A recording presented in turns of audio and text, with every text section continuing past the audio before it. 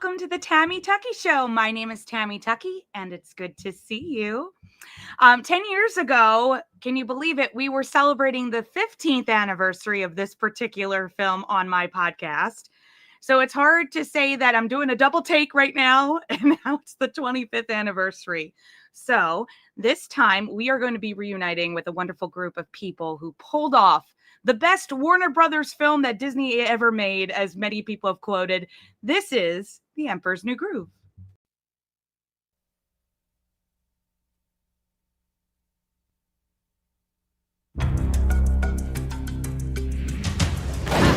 Boom, baby! Long ago, in a faraway land, a selfish emperor ruled. Oh, yeah.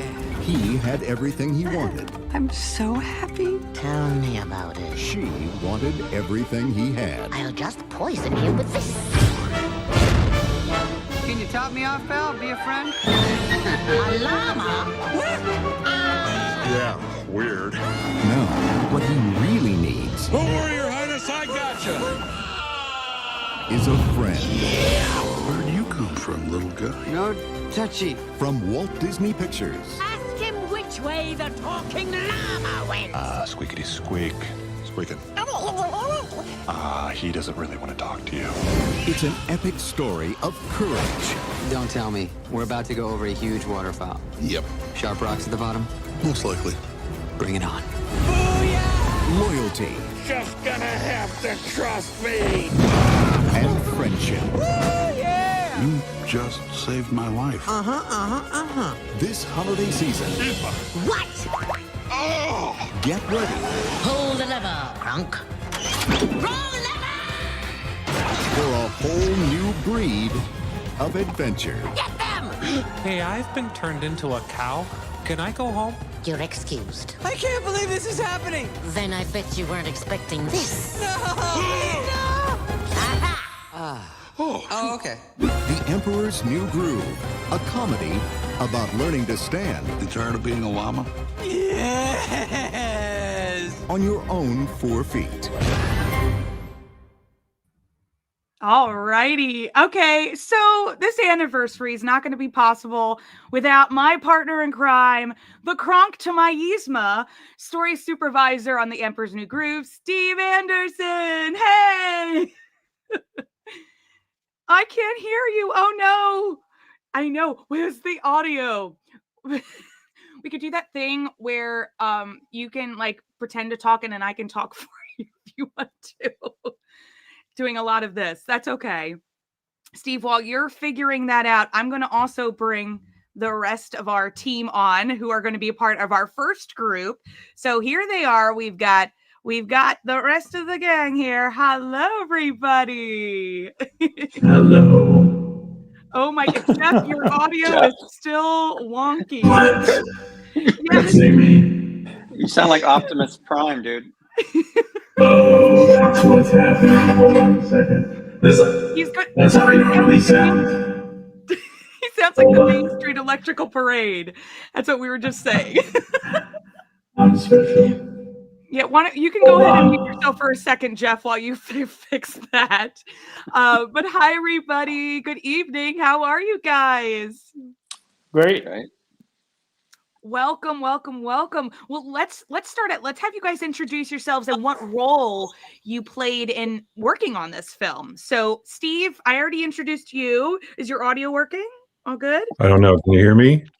Yes, we can hear you. Yay! Hooray. Perfect. Well, we'll pass it over to Joe. Joe, go ahead. I just want to say hi, Natalie and Mauro. It's been a while. Jeff, I don't care about you. Steve, what's up, baby? So my name's Joe Moshier, and I was the lead character designer for Emperor's New Groove. Yay. Yep. And Natalie? Uh-oh. Oh, you're muted. We can't hear you. Oh, no. It's okay.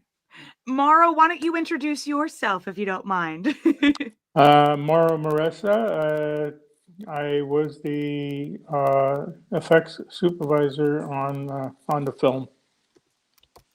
Awesome. Jeff's still working on it. Jeff got to be a story artist. He's working on it. Natalie, do you think your audio is working now? Crossing her fingers. And it was just working. We were so close. Well, Natalie was a background supervisor. So don't worry, everybody. This happens and we go with the flow. As they say, the show must go on. So take your time. But let me just start out with Steve. Steve, it's been a while since we've had like a reunion. I think the last one we did was Meet the Robinsons. So yep. I was so thrilled when you messaged me. You're like, hey, Emperor's New Groove anniversary is coming up. And I had it in the back of my mind too. And you were like, we should do something. I'm like, yes, please. So first of all, thank you for, bringing everybody together for tonight. Yeah. This has been, this is going to be a lot of fun. So I wanted to pitch a question out to all of you, just about where did you enter into this project? Because a lot of us know that the film started as something totally different called Kingdom of the Sun, and it morphed into the Emperor's New Groove. So I'm just kind of curious, where did all of you kind of enter in on this project? So Steve, you want to start first? Yeah, I was finishing up Tarzan. Well, I finished up Tarzan and I wanted to go work on this other movie that at the time was called Sweating Bullets. I was really excited about this because it was an animated Western. And I thought that's the coolest thing. I want to work on that movie. And I kept getting pulled onto, they said, no, you got to come work on this Kingdom of the Sun movie for a little bit. We need your help. So I was like, all right. So I went and I boarded a little bit and I finished boarding. And I said, can I go on this back to this Sweating Bullets thing? Nope. You got to stick with us. There was the screening. They had me stay through the screening, and it was the screening. It was the screening with a capital S, where Kingdom of the Sun collapsed, and out of those ashes, Emperor's New Groove was born. I thought initially the collapse was my way out because I thought, well, I'm really sorry for you all that your movie is collapsing, but I want to go work on this Sweating Bullets movie. And they said, nope, you're going to stay and be head of story on Emperor's New Groove. And I have to say, I am very happy I took that offer. And we can go around as if we're the Brady Bunch. So, Joe, since you're next in line, why don't you go ahead and take it away? Tell us your story. Yeah, so my first film at Disney was Hunchback of Notre Dame. I was a rough in-between. I wanted to be an animator. And then I got to design characters on it. And afterwards, I ended up going into visual development. And Kingdom of the Sun was the first movie that I actually worked on in visual development. So I became the lead character designer for that movie. And then once it crumbled and Reborn, I was retained as the lead character designer on Emperor's New Groove. Natalie, do you think we'll be able to hear you? Let's give it a shot. No. Okay. I did tell her, I said, why don't you even come back in? Because sometimes that fixes the problem, which is fine. So next up, Mauro, go ahead. Yeah, I was actually on Kingdom of the Sun. We went down to Peru, did all that pre-work and came back doing a lot of experimental designs and experimental animation, trying to figure out a morph program. Just had a ball doing all of that, and then all of a sudden, the plug was pulled, and we went down the drain. And then I jumped onto something that was going on. Some shorts that we were working on the third floor. I forgot what they were called. But then, like shorts for the film, or like shorts that played in front of the feature films? No, there were. What was it? Little Match Girl was one of them. Yeah. And John Henry? No, the other one. The one by one. Yes. One by one. One by one. Yeah. And I stayed on that until Emperor's New Groove started. And once that got started, I jumped back on that and started doing the same thing we did for the other picture. Okay. I think we've got the audio, Natalie. Natalie, can you hear me?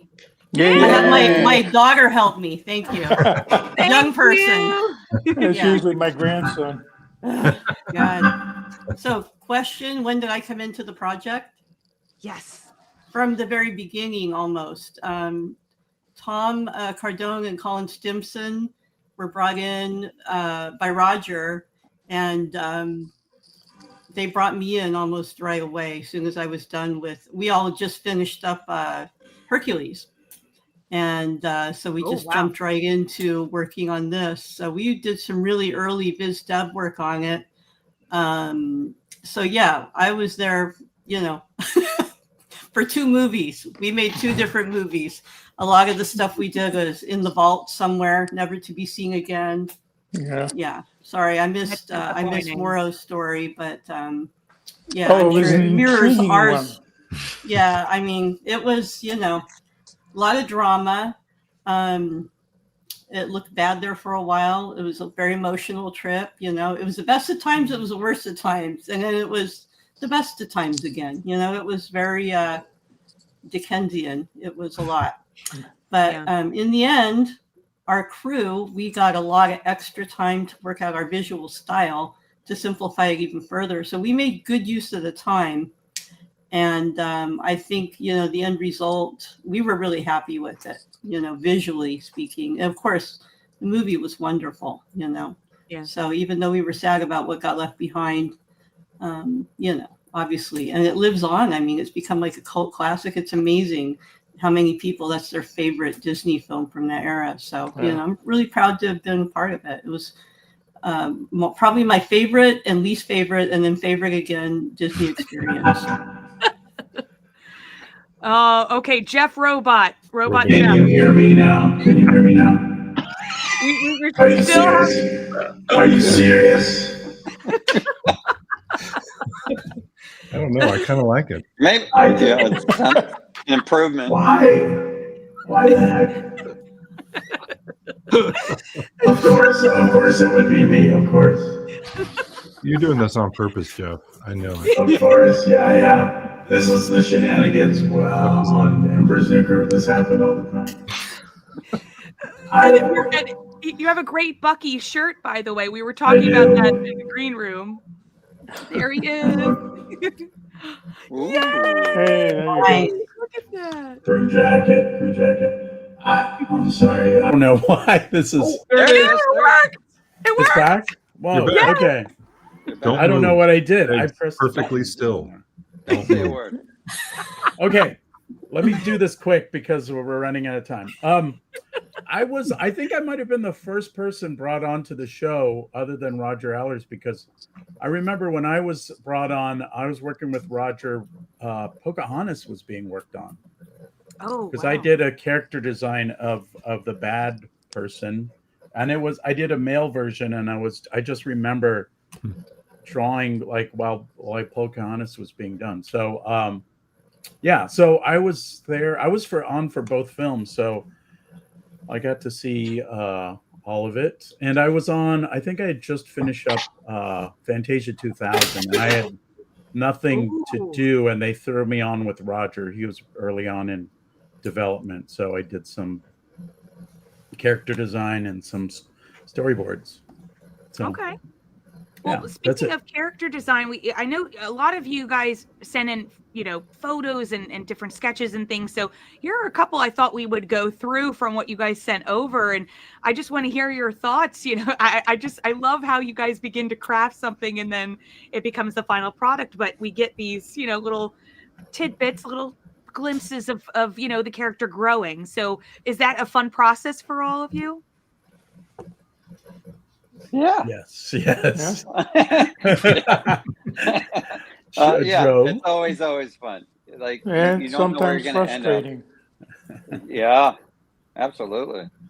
I mean, you create these characters or landscapes, and you fall in love with them, and you quickly learn that falling in love with anything you do for a film is dangerous because your heart can quickly get broken. Yeah. because there are characters that come and go. I remember, I think I heard one of the conversations that I was doing some research was that Adam West was originally in the film, had a whole character, and you guys had to cut him. How did that come to happen? Oh no, poor Adam West. Yeah, so the original second act of the movie used to happen. Now it's a road movie, so the second act they're on the road back to the palace.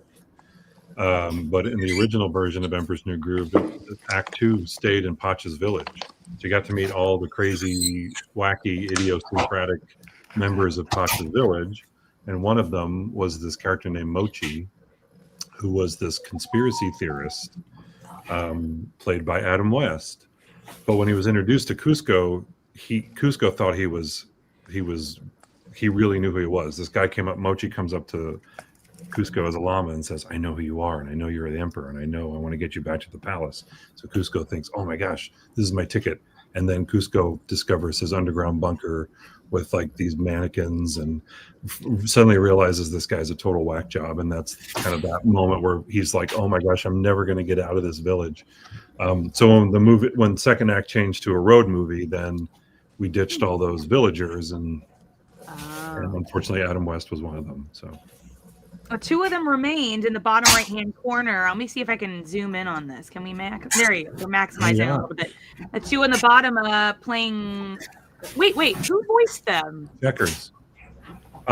Dave Reynolds, our writer, who you'll meet in a little bit, voiced the guy on the left, and yours truly voiced the guy on the right, the little skinny guy. Oh, look at that! Nice. Again, when you watch the film over and you see all these great side characters, you want to know their story, but they're so perfect that you get it. You get the sense of who they are, which is fun with animation. That's why when everybody's like, "Let's remake a film," I'm like, why? You don't need to. We know these characters. There can't be anything that makes them even better than they already are. Yeah. So beautiful work on this. And look at this! Look at this group of kids. Who are these? Who are these kitties? Shorts, lots of shorts. That's an editorial session. That's yeah. We'll also meet Lisa Silver and Pam Ziegenhagen in a little bit, but that's our editorial session. There you are, Steve. You're on the second to left. Yes, I'm on the couch on the left. Yeah. Something must have been happening to garner that reaction. What was going on? Tell us. I have no idea, but editorial sessions were usually we get pretty punchy because you're in there for a long time, looking at stuff and retiming and change that sketch and move that over here and do that.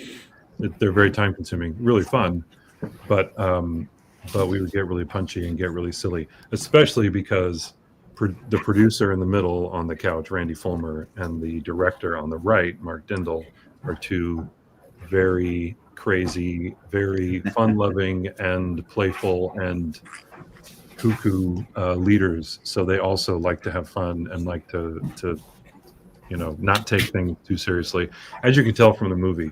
But not just the movie, but the process of making these movies. They love to keep it light and fun and ridiculous. So they set the tone for sure. Doing such a great job.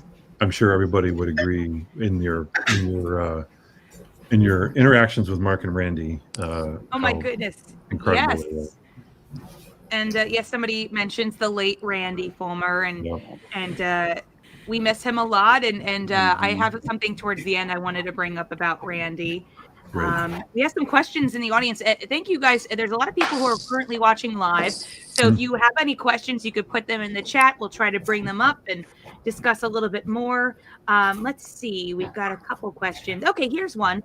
This one's from Mr. Tim Shell Sherber. He says, which scenes from The Emperor's New Groove were animated by the Walt Disney Animation Studio in Florida specifically? Or were there any? I don't know. I don't know the answer to that. We might have to wait to have Mark Dindal answer that a little bit later in the program. Unless Mauro or Natalie, do you guys know? No, we weren't using the Florida people at all. So yeah, It was a really small crew compared to Emperor. Compared to some of the movies, yeah. I know you had a little bit of the crew in Paris. I knew that from the Sweatbox documentary. But yeah. So we have a little couple more sketches here. These are sketches from the original Kingdom of the Sun. And can you guys tell me what the premise of that original story was, just to kind of set us up throughout the rest of the night? Because I'm sure we're going to be referencing both films, The Kingdom of the Sun and Emperor's New Groove. So what was the original premise of the story? Come on, story guys. All right, let me jump in. I didn't work on it, man. So basically, it was a Prince and the Pauper setup where, you know, a king and a pauper switch places to see what their worlds were, how different their worlds were, and getting a different experience. So there was a main character, Manco. Was that his name? Manco. And he was the emperor. And then Pacha. Was it Pacha? Pacha was the llama herder. So they looked like each other, and then they switched places, and then, you know, they fall in love in separate places, and yeah, it was a whole. Oh, and also Yzma was in there, and she wanted to. She was a vain person. Yeah, she wanted to release this dark, evil spirit called. This evil spirit called Supai, and she wanted to get her beauty back, and that was the deal they made. So that if she released the Supai, it would cover the sun, and she would get young again. So that was the whole plot. And who's that little character on the shoulder? And that is the sidekick, the advisor to Manco. His name was Waka. And he was a stone character. I think originally they wanted Arnold Schwarzenegger to do his voice, but then they got what's his name? Firestone. Harvey Firestein. That's it. Harvey Firestein. Yeah. So that's how. And our original Prince and the Pauper, Lisa's in the chat. She's Lisa Silver, who will be on in another session. But right. David Spade and Luke Wilson. So Luke was playing Pacha, and David was Manco, aka turned into Kuzco. Actually, I think it was Owen Wilson. Oh yeah. Oh yeah, that's right. My apologies. Yes, Yeah, very similar. Yeah. I blame Lisa. Lisa doesn't know what she's talking about. You don't know nothing. Also, I boarded a lot of the Yzma stuff. So her with mummies, and I also boarded the Snuff Out the Light sequence with Khan and Don Hall. So there you go. Yeah. Lisa says, "I'm old now." Ha ha ha ha. Let me see. Do I have one more? I think I have one more image here. Oh, here's another of the llamas. I love the llamas. Who doesn't love a good llama? Animated llama. I have to give credit to Barry Johnson for these sketches because he did a lot of this stuff early on, and he was the head of story on that version. Shout out to Barry Johnson. Yay! It gives you a good sense of the characters and like the feel that the film was going for. So let's show a little clip behind the scenes. This is right around. It's a behind the scenes of Yzma in particular, but there are some clips from when Eartha was voicing her during Kingdom of the Sun. So maybe you might be able to tell the difference. So here's a little bit of Yzma for you. I have a sorceress that works with me. A toast to the Emperor. Eartha Kitt, Yzma. She's jealous of me, angry, bitter, and old. I adore her because she goes after what she wants. I'll take over and rule the Empire. I'll just poison him with this. Screaming and yelling and getting angry. He's still alive. Well, it's not as dead as we would have hoped. Oh, you just start watching her face, and you just start seeing Eartha's face and the expression she gets into, and you hope you can capture some of that. Eartha Kitt brought such an eccentric quality to that character.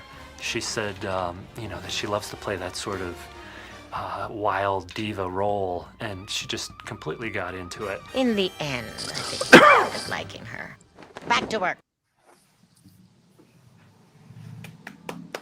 Some great animation by Gail. Yeah. Yeah. R.I.P. Dale. R.I.P. Amazing. Yeah, he was on my podcast the same year. Randy was on the podcast. We were talking about the 15th anniversary of Emperor's New Groove, and he said he loved it. I was actually listening back to the interview because it had been a while, and it's hard to believe we've lost Randy, Eartha, Dale. I don't know if anybody else. Well, who was the gentleman who played the voice of Piglet? He was John the one who Fiedler. gets thrown out the window. He passed away too, right? Yep, John Fiedler. John Fiedler. Yep, and Adam West, of course. Oh yeah, Although Adam he didn't West. make it in the movie, but he's sort of he will spiritually always be part of the movie. Well, Adam then got to be in Meet the Robinsons, so he Yes, got a good deal there. I think that was even must have been more fun for him. Oh, and the waitress. Oh, Patty Deutsch. Yes. She also had passed away. I forgot. Yes. So when you're working on a project like this, and there's a lot of turmoil, obviously behind the scenes, just to set things up too, because Sting was asked by Roger to write the music for Kingdom of the Sun, so he had like this entire score that was written, and his wife. I think a part of the deal, if I'm not mistaken, was that his wife, Trudy, right? I think that's her name. Yeah. She was a documentarian. She still is. She does films, and she's really great at what she does. And he just said, I would like her to film the process. Great idea. And so she did. And that's what became The Sweatbox, which was this documentary that she had been making about this entire process. And I have seen it. A lot of people have seen it because there was a leak a couple years ago. Apparently we're never ever supposed to see it on Disney Plus. Maybe that might change, but the film kind of goes into the turmoil of the film transitioning into Emperor's New Groove. Do you guys remember? Because Steve, you said you were there for that screening. So how much time between that screening when the decision was made to make the story change to Emperor's New Groove to when it was released in the year 2000? Like, how much time did you guys have to do this, to turn around this film? I mean, I think it was about 2 years all in, because from what I recall, I started on it in 98. Like late summer of 98, and it came out in December of 2000. Yeah. So what not a were lot your of time. feelings during? What were your feelings during that time? How did you guys feel? I think certainly from a story standpoint, it was like go, go, go, go, go. But at the same time, that go, go, go mentality meant we couldn't noodle. We couldn't overthink things. We just had to go. And again, that's how Mark and Randy were such great leaders that way. They really empower their teams to think on their feet, come up, throw out ideas. Let's go. Let's do something. Let's not sit around and wallow in what it could be. Let's just do it, and we'll just build it all together. So I'm sure production, the production department, Natalie and Mauro, you guys probably had some different feelings. Maybe it wasn't as fun for you guys. I don't know. But yeah. We had to throw out a lot of good stuff that we were working on in pre-production. But the change was really quick. And a lot of the credit has to be given to Randy and Mark for pulling it all together and just streamlining everything.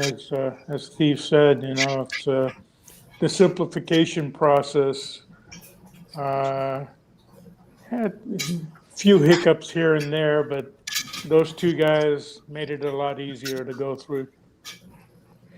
Yeah, and they great managers with a sense of humor.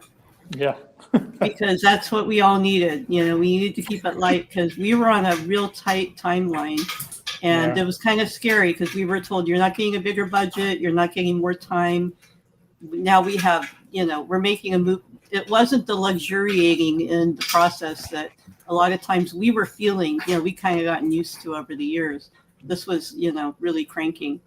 But we had time to simplify our style a bit And we had been using that kind of downtime when we knew things were going south. So we came up with a leaner, meaner style. And I think it worked, it worked well. So that helped. Yeah. But yeah, it was a little scary. But we, again, sense of humor and good management, we made it happen. Yeah. And Joe, you had to simplify your approach as well from Kingdom to I think we had a somewhat stylized take on the characters for Kingdom of the Sun, but once it became Emperor's New Groove, Mark allowed me to really push the characters and go a lot flatter, more graphic, and really like push those sensibilities and sort of match what environments we're doing as well. Yeah. Do you guys remember when the film finally came out? Was it just a sense of relief and good reception from a lot of people, even your peers, from other Disney projects that were going on at the time? It kind of flopped. So I think we all felt like exhausted. And then for it to be the first Disney film in how many years to not hit 100 million, like it was a punch in the gut. So it's really, really nice to see this sort of rebirth of Emperor's New Groove and this new found love and appreciation. Like we didn't have that when it first came out. No. The merch that is coming out now, guys, it's crazy. Box lunch, Hot Topic. I'm like, this is great. Like you can get, how Pacha wears the green, the poncho. They have them now that you could buy. What? And it's just great. Wow. I know. Yes, they do. Wow. It's the best. They just don't have a lot of Bucky t-shirts, which we need to add, Jeff. We need them. Totally. They also have the Yzma's Poison, I don't know. At Halloween, they're always bringing out Yzma's Poison, which is fun. It's great. And I got to ask. So the news is that Walt Disney World is going to get a Villain's Land. And I am praying to God that they are considering a Yzma Kronk roller coaster. Do you guys know if this might happen and if they might ask all of you to come back and help? What is any news? I haven't heard anything. We have no news, but hopes. We only have hopes and dreams. Well, I think they need to at some point. The funniest part was, I think I told you this, Steve. I went on the Disney Cruise Line and they had a new villains show called Villains Tonight, and Hades hosts it. And in the middle of nowhere, Yzma and Kronk have their own musical number. And it wasn't the fur characters, it was live actors playing them. And they were fantastic. Wow. I was dying with laughter. I'm like, why don't we have a show in the parks with them? Yeah. That would be cool. It'd be amazing if they did something in that Villain's Land with them. I mean, the good news is that movie now is getting back into pop culture, and maybe they'll see that there's a market for it and people would like it. Otherwise, I mean, if the movie had not come back into the pop culture like it has, probably there would be no chance whatsoever. But maybe now that'd be cool. And then we can get some of Kronk's spinach puffs at a local little restaurant. Build Come on, endless possibilities. Yep. Didn't they have a D23 exclusive thing in Florida where they had food and drinks, but they didn't have spinach puffs? No, I was at Typhoon Lagoon. It was like a water park night, I think. Yeah, I also heard that. So I saw people's footage, and they had the walk around characters of Yzma and Kronk, and maybe even Kuzco. But then somebody said they weren't doing meet and greets. They just came out on the stage and sort of waved at people and then left. Like, why would you do that? Maybe it was too hot. They were dying in the costume. Well, they added these other characters. There were Yzma stylists who were walking around and helping people figure out their style. And I was like, this is really creative. Maybe just turn Typhoon Lagoon into Kuzco-topia, It would be great at some point, That would be really fun. Yeah. So when you guys are just kind of looking back, what do you think you're most proud of with Emperor's New Groove? What part of the film do you feel like you're most proud of? Finishing it.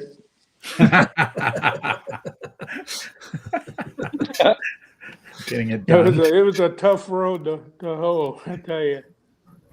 But I don't know. I like the fact that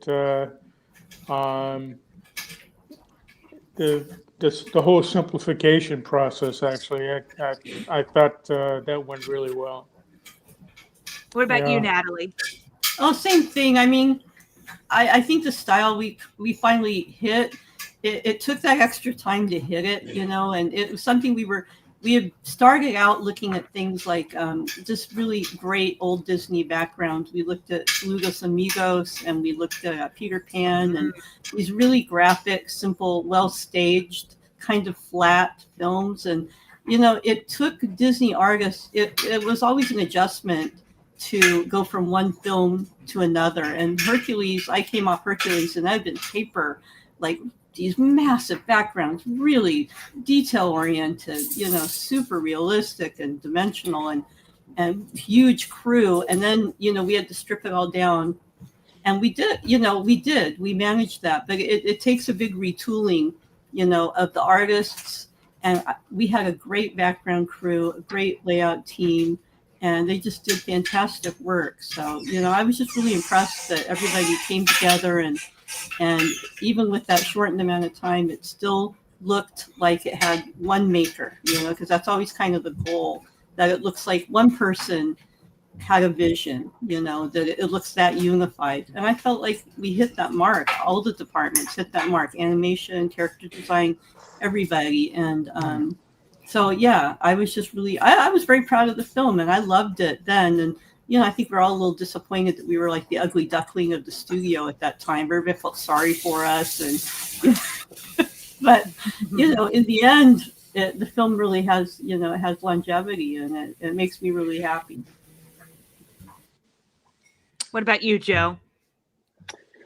To get through what we went through, I mean, it was insane.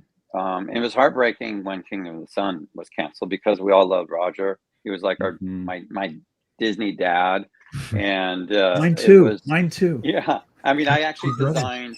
There was a big pitch. There was a bake-off, and they were going to decide: is it going to be Kingdom of the Sun, or are we going with this new thing? And I was designing for both directors, and so there's a lot of like emotional wear and tear.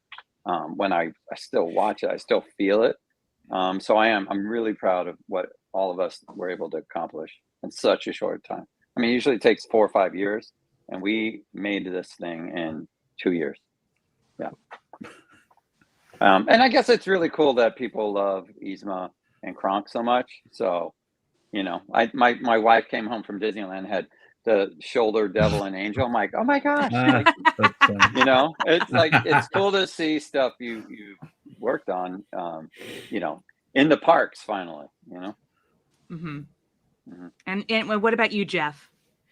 You know, while you're working on production, it was so fun being in the story room with Steve and Mark and Randy and all the story artists. It was so wacky. I think that was the most fun I've ever had on a show, because whatever we did in the room, any wacky joke, it kind of stuck. And then that showed up in the film. So like that wackiness in the story room went out in the movie, and you can see it. Like when I was boarding when Kuzco goes into the jungle as a llama, and he runs into Bucky, I just threw that in there as a joke to the guys, and then it became a part of the film, and they're like, oh yeah, gotta do that.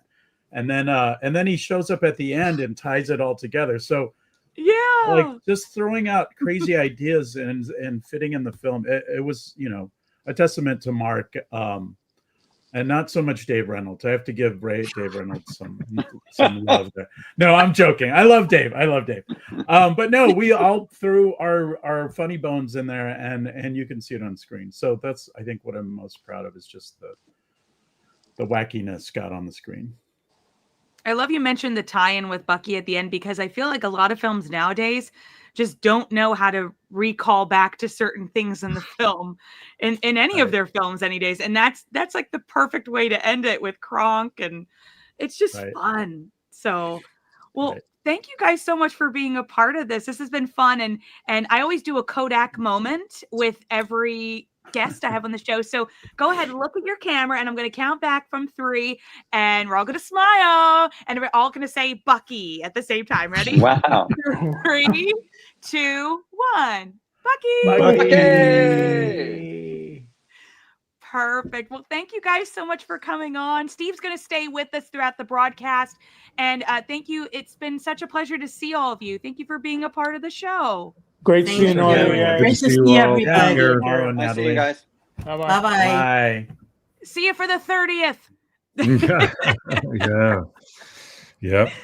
Be here before we know it. Oh boy, Steve. My goodness. All righty. Yeasman Kronk here, reporting for duty. We're ready. So I know we didn't really get to talk a little bit at the top. So we're just going to fill our 4 minutes in. Yeah. But I was just curious. I feel like, Steve, you're still at Disney right now. Do you feel like there's a lot of people that still talk about it even at the studios? Like, just, is anybody dressed up as something from Emperor's New Groove for Halloween? Because I know that sometimes that's a thing.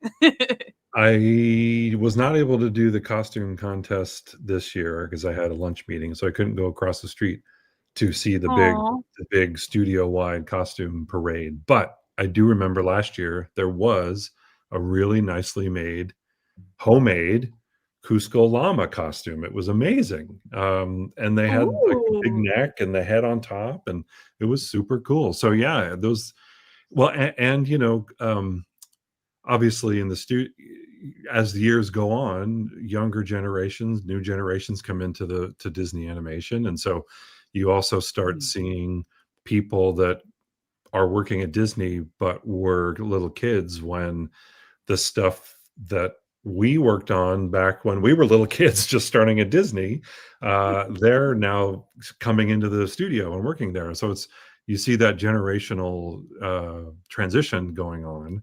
And certainly Emperor's New Groove. And this year in particular, being the 25th anniversary, there's been stuff at the studio. We had a panel a couple months ago talking about the anniversary and things like that. And so as those things happen, definitely people come up to me and say, "Oh my gosh, I loved Emperor's New Groove and it was so cool." And you know, so that's neat. Who was on that panel? I was just curious. Who was on that panel? the panel. So the panel we had we had Don Hahn, who was our executive producer of Emperor's New Groove.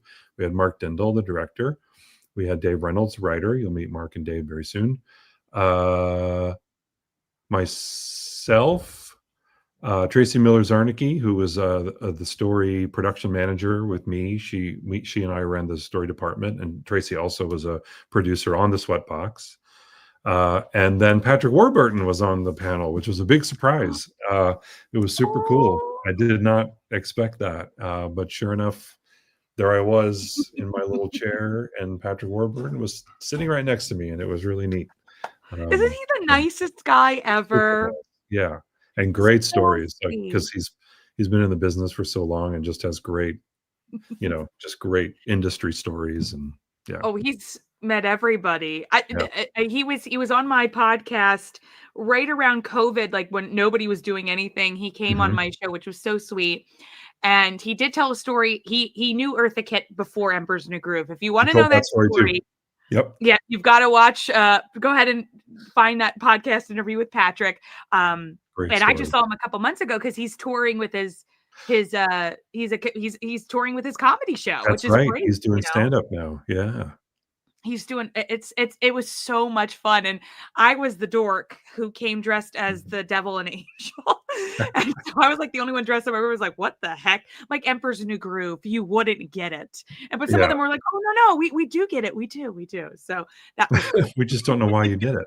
we just don't know why you did. You're just crazy, coming to a comedy club. Like, what are you doing? I'm like, well, probably the only time I'm ever going to meet Patrick. So I was like, I'm going all out. It was either that or dressing up as a flight attendant for soaring. And I was like, Emperor's New Groove, 25th anniversary. Did he remember you from the show when you told him who you were? I messaged him ahead of time. I was like, hey, just so you know, got my tickets, paid for VIP just to get a picture with you. And I said, can't wait to see you break legs, And I went up to get my picture and I said, my name's Tammy. And he went, Tammy! And I was like, oh my Neat. God, he knows who I am. He was so sweet. And then we talked for an hour afterwards. He was just the nicest guy. Really, really sweet. So shout out, Patrick. Hi. We missed you tonight. He's been busy. He's like crazy busy, but good, crazy busy. I think he was just at Disney to announce he's in Zootopia too. So he's Mayor Windancer in Zootopia too. Yes. Yep. Go, Patrick. He's back again. Yeah. So, well, it is 8:45. It's time for our second crew to come on board. Here they are, folks. We've got Lisa. We've got Nick. We've got Pam. We've got Bruce. Hey, everybody. Hi, guys. Hey. Can you hear me? Now I can't hear you. I can hear you. Can you hear me? Yes. Yep. Okay, good. 1, 2, 3. I think we're here. Lisa, can you hear us now? I can, yes. Welcome. my God. How are you guys feeling? Are you feeling it's been 25 years is the question. Minute. Oh my goodness. Oh my God. I feel 25 years older. I felt just like I did after the show ended, really old.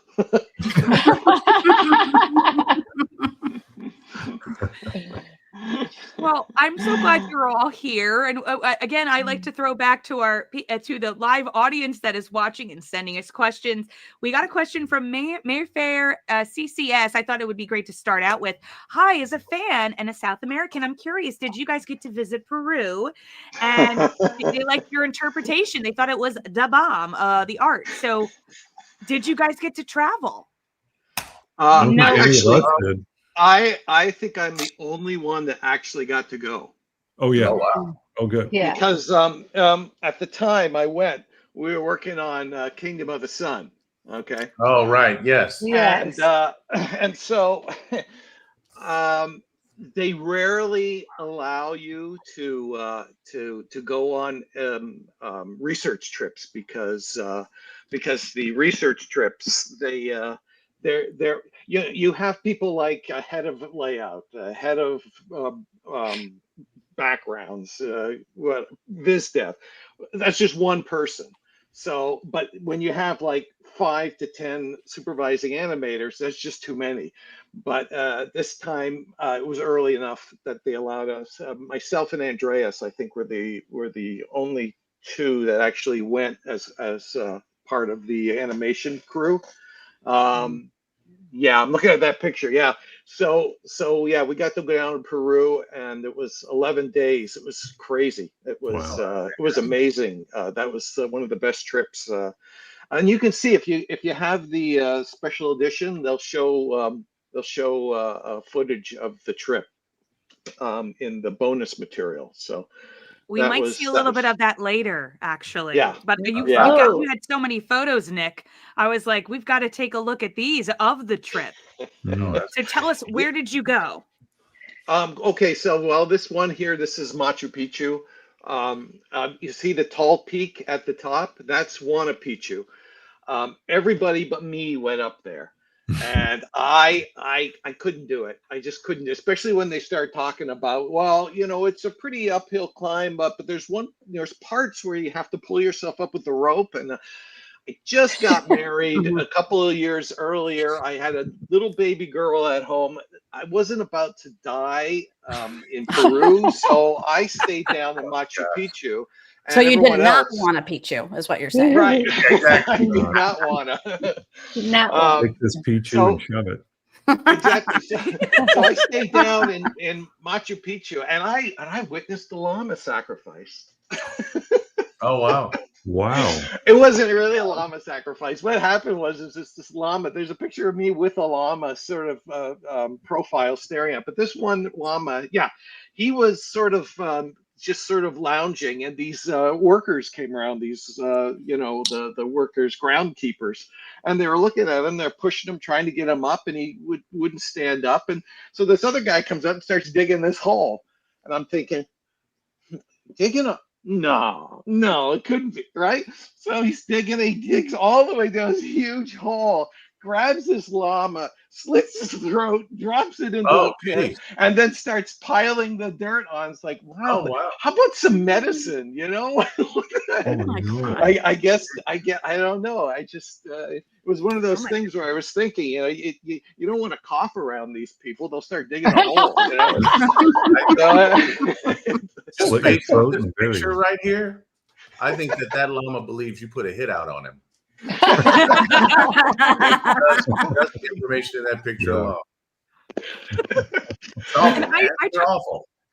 I totally forgot to say. So, Nick, you were the animator for Kuzco. Bruce, you got to animate Pacha. Pam and Lisa, you guys were editors on the project.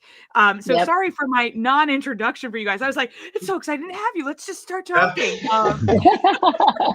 Sorry. But yeah, I was just curious. So, did all of you? So, Nick, you were on for Kingdom of the Sun. For the rest of you, did you join at Kingdom of the Sun, or did you join after we started going? Oh, yeah. No, I was on for the whole 4 years. Me too. Yeah, I came on once it was Emperor's New Groove. Okay. Yeah. Bruce, so since you are probably the odd one out of everybody on this call, when you came into it, did you know the ruckus that was happening before you got on board? Oh, absolutely. I mean, I think at the time I was working on Tarzan, and so I saw that version of the previous version, and so we were all kind of shocked when it changed its whole. When the film changed in its entirety, but we were aware of it in the studio at the whole time. So were you excited to join this? I was excited because I knew it wasn't going to follow the most traditional path of all the other films. Like that was the exciting part about it. And I knew I knew Mark Dindal was behind it, I knew that it was going to be very irreverent in its tone. And it felt like the most non-Disney film that was being made at the time, right? That was sort of what we were all seeing when we saw it. And I remember when Mark had just kind of was pitching the bones to us to various animators and stuff. And I knew right away, oh, this feels like a Warner Brothers film. Like that's what it felt like to me at the time. It had its approach was humorous in ways that most Disney films weren't up to that point. So I knew right away it was different enough. And I love working on things that just felt like it was cut from a different cloth, even though it was going to be high quality, obviously. So that was the attraction, really. And Lisa and Pam, can you kind of go into what your role is as an editor? Because I think a lot of people think of, we got to splice the film and then we got to re-splice it. That's not what's happening here. What happens on an animated film as an editor? Well, we start out with the board. So, there's no world when we start out at all. So basically the world of and the pacing that goes to the animators happens in our rooms. So, I mean, when we started on Kingdom, I was the associate and Lisa was you were an assistant? You were the first assistant, right? And then when it got transferred over into being Groove, I was still the associate, but the editor that had been doing Kingdom didn't quite get the humor. And so I was doing the llama rescue sequence. I was cutting that because we were trying to cut this movie so fast. And Tom and Mark and Randy were sitting in my room looking at that and with Bucky and all the crazy stuff that was going on. And they walked out of there going, okay, yeah, all right, yeah, this is, yeah. And next thing I knew, they go, do you want to cut this movie? And it was like, yes. I'd only been at the studio since '95. So being an associate on Kingdom was my first animated movie. So it was like, you guys, I've never finished one of these before. And they go, that's okay. We got you. And so I moved up a chair. Lisa moved up a chair. Everybody got to do, but Lisa and I definitely had the comedy chip to be able to pull this movie off. So that's what they were looking for, someone who could actually understand the humor that they were doing, I think. Yeah, and it was both of our first, sorry, my headphones keep turning off. It was both our first, hold on, I'm going to unplug it, animated films. And I had gotten pregnant with my first daughter at the time, and we were going to be going into previews and such. And so when they were talking about moving Pam up, I was like, well, and I had cut some stuff anyway as we were going, we needed more hands anyhow. So I was like, well, I'm going to be out on maternity leave. Shout out to my daughter, Isabella. She's watching tonight. Do you want me to be out while you're having previews? Or do you want me, as an associate or as your assistant editor? And so Randy was like, yeah, let's move you up too. I think that's a good idea. So that's kind of how that happened. Yeah, nice. I had just come off of maternity leave when I started on the movie.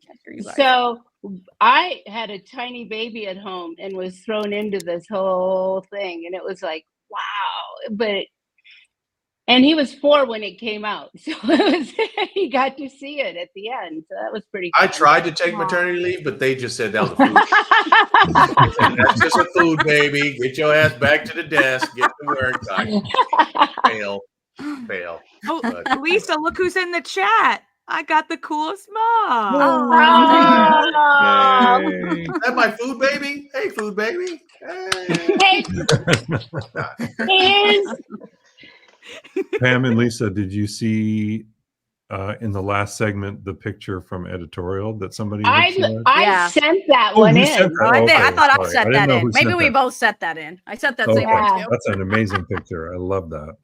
Oh, it's so good. I love we that had picture. So much fun. I'm pregnant there. You can't see behind Randy's head, but I don't know if you enjoyed it, Pam, because we were the ones that were giggling and tittering behind you as you edited. It was, of all the movies I did, this one is still my favorite because I made so many lifelong friends from this movie. I mean, I've worked with so many people from this movie since then, and we are still in touch. And I think being in the trenches like that sort of turned us into like this fierce group. It was so much fun. And we got to pull it off. I mean, they would just say, make it more funny. And we'd be like, okay. So how do you balance that? Because there's the question out there, there can be jokes that are maybe a little bit more inappropriate or just don't mesh well with the tone. So how do you figure out what hits and what doesn't? Is it just what makes you laugh as a group and what continues to make you laugh? Or how do you do that? Where do you go? Where do you start? Wow. Yeah, I think we would just sort of like throw it all in, and then Peter and Tom would end up down on the couch running sequences, and they go, I think you went too far. They would sort of like pull us back once in a while. But yeah, I put in the chat earlier, I'm like, at one point we had, and I think it was when Adam West's part was in there was a pickle festival. Yep. Yes. They came upon with all these wacky villagers, and Adam West was one of them. I don't even remember really what happened, but I remember for years when some of us would be working together, we're like, remember there was that pickle festival?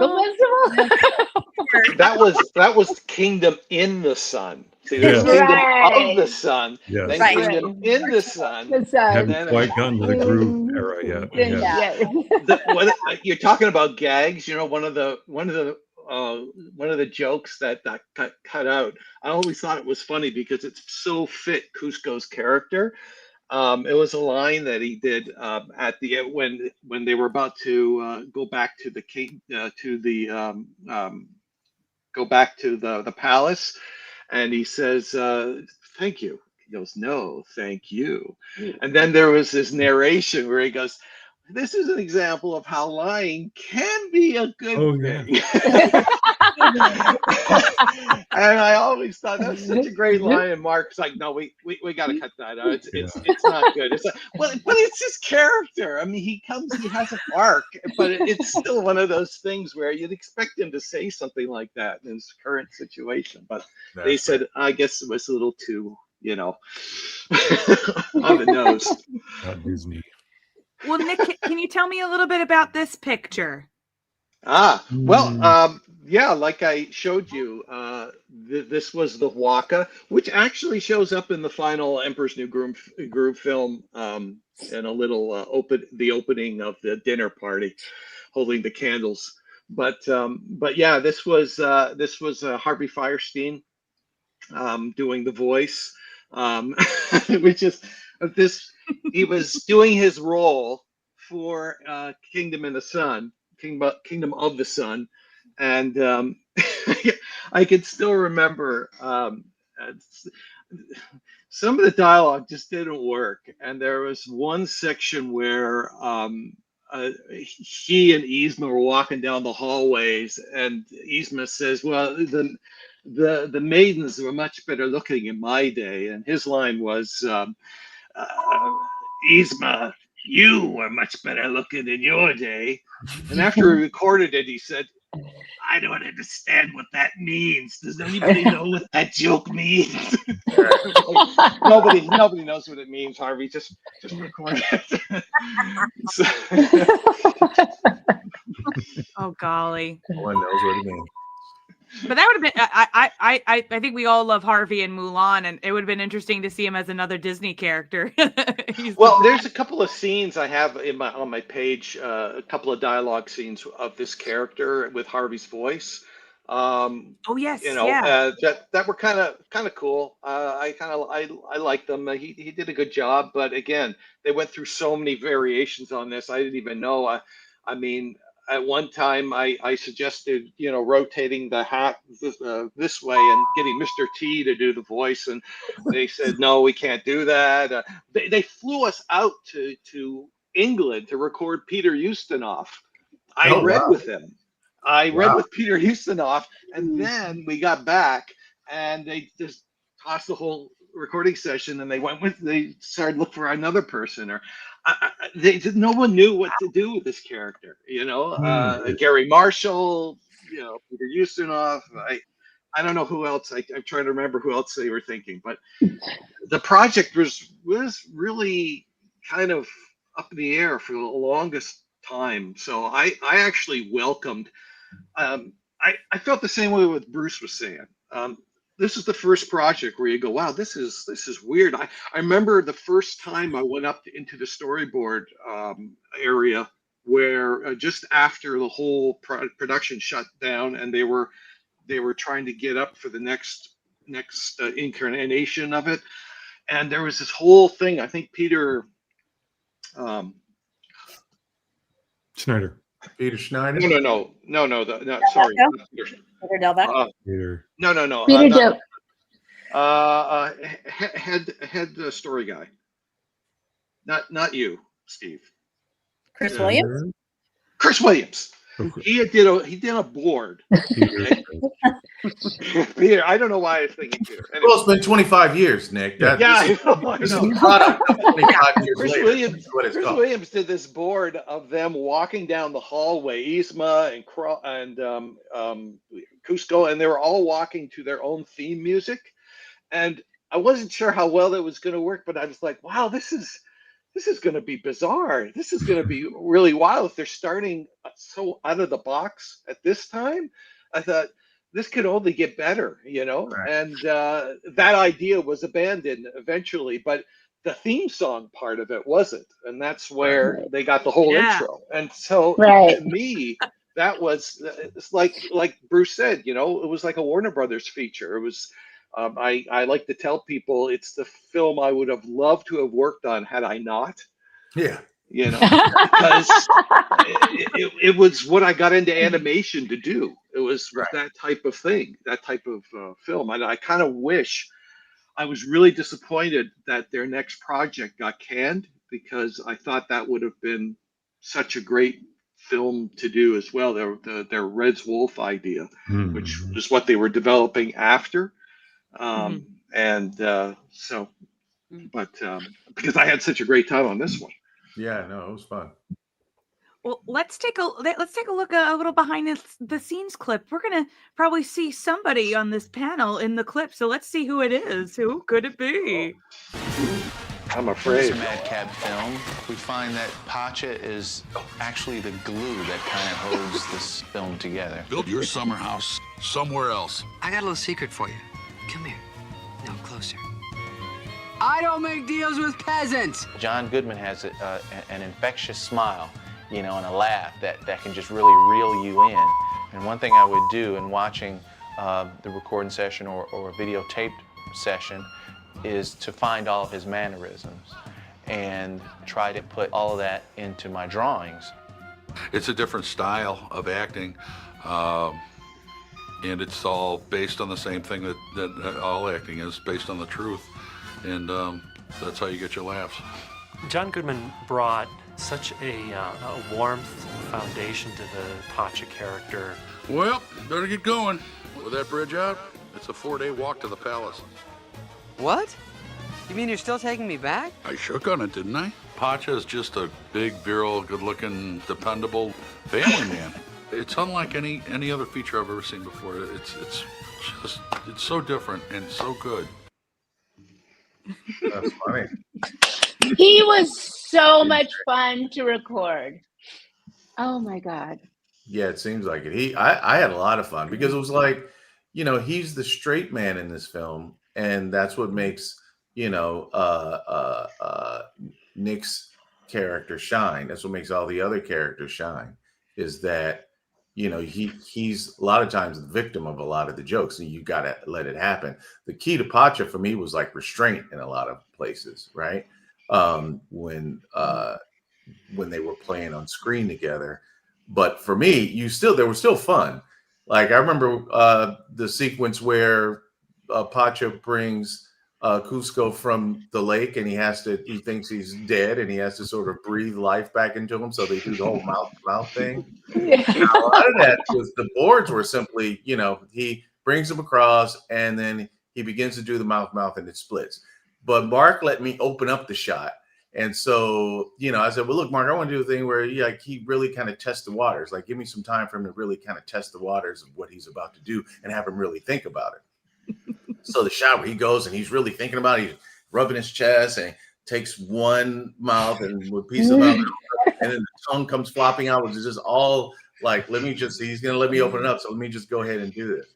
So that was really fun. And it just gives you, again, a nice character dive into, you know, where Pacha was right now with this character. You know, he wasn't crazy about hanging out with Kuzco, but he has to make this work in order for him to live. So, and you know how it is, Nick, when you get these shots, most of the time you want to open it up in key areas because you want to be able to, okay, this is a character scene specifically, and it really helps you understand and empathize with the character as you move forward. So you need that time, you know. So that scenes like that were fun. The other shot that was fun too was when they were at the dinner, when they went out to dinner, you know, and they was dressed up, and Kuzco was dressed up, and then they had to act like they were a couple at the table, you know, and doing all this couple stuff.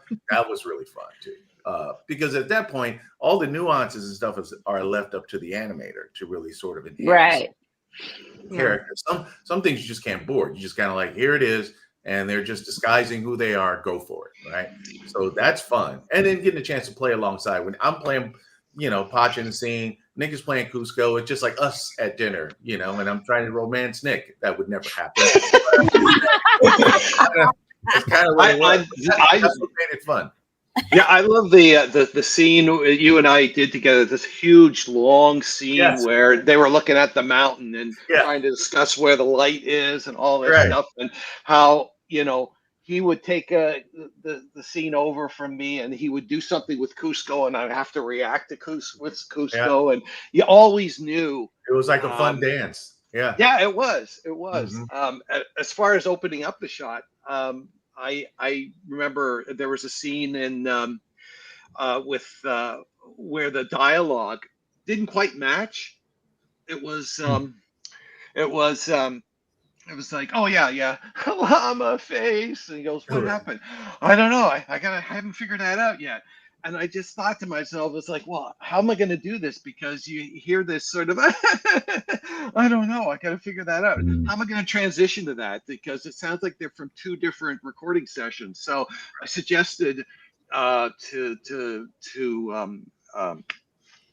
Mark if I could, have him slap himself to get him out of it, and to switch out this dialogue. Sort of, there was a reason for it to change so drastically, and he was like, "Yeah, open it up, do whatever you have to do to get it to read better and sound better." Yeah, so that was the fun worked thing out about great. working with Mark, was that he would allow you to really, once you sort of make your case, he wants to see it happen as well. You know what I mean? It's like that. That was really fun. He was very liberal director. Yes, yes. We have a question from the audience. Steven says, is this how John was cast for Monsters, Inc., or was he already working on that before Emperor's New Groove? I can jump in and say he was already working on Monsters, Inc., because I do remember one of the recording sessions on the studio lot. I think I'm not misremembering this. Pete Docter and the other director, David Silverman, actually piggybacked a little bit on one of the sessions and recorded. Yeah, I think so.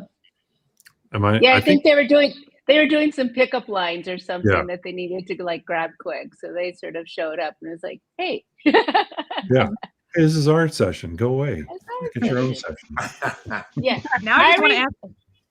Go ahead. I remember one time John Goodman showed up and he had bronchitis. And he showed up and he sounded horrible when we were talking to him. And we were going, are you sure? Do you want to cancel? Should we reschedule? He goes, oh, no, I got this. And he got behind the microphone, cleared his throat, and was Pacha. And it was like, holy cow, how could you do that? The rest of us would be like on the floor. But, man, he was just such a consummate actor. He could just pull that off. And I seem to remember that between takes, he would just like lean on the stool that was in front of the microphone and just like kind of collapse for a little moment, and then he would stand back up, back to the mic, and then nail the lines. But I know, it was amazing. Between takes. That's a professional right there. Professional right there. Yeah. Well, you said, do you want to talk a little bit about stuff that you worked on as the associate editor on this movie? Once actually Nick reminded me when you're talking about all the different people that we had auditioned possibly for Waka. Like I remember cutting those casting reels together when they have ideas of who they want to cast in a movie, you take like the photos of them or the drawings of them, you put it in the Avid, the editing software, and then we just pull clips of dialogue from other movies and you kind of cut it against the visuals so then everybody can kind of see, well, do we want Harvey Fierstein or do we want Mr. T? I remember that. And I remember cutting all those guys in, some dialogue from them so we could see if it fit the look of the character. So that's one thing that I kind of did that as a first assistant. And so I think that's partly also what helped to get me to move up to associate. And, at that time, a lot of the associate editors, it's not this way anymore, but cut a lot of the sound effects, the temporary sound effects to really make the boards play. So I kind of started out doing that a bit. And that's what Pam had been doing when she was in that seat. But then really, once Pam moved up, we got to move so fast that I also got to cut sequences. I think, Steve, you came down. I worked with you on a few sequences that you had drawn, and Jeff Ranjo was down in my office. I remember working on a sequence or two, some of the smaller ones, and then, just supported whatever Pam needed. I put things back in sync after an edit session. My husband at the time actually was also our music editor. And so they would only bring him on when we had screenings. So he would come on and cut the music and then they lay him off until the next screening. But then he got it and the music didn't work. And so I'd call him on the phone and I'd hold the phone up and be like, hey, what do I need to do here? Send the A side, do a cross dissolve, 2 feet, whatever.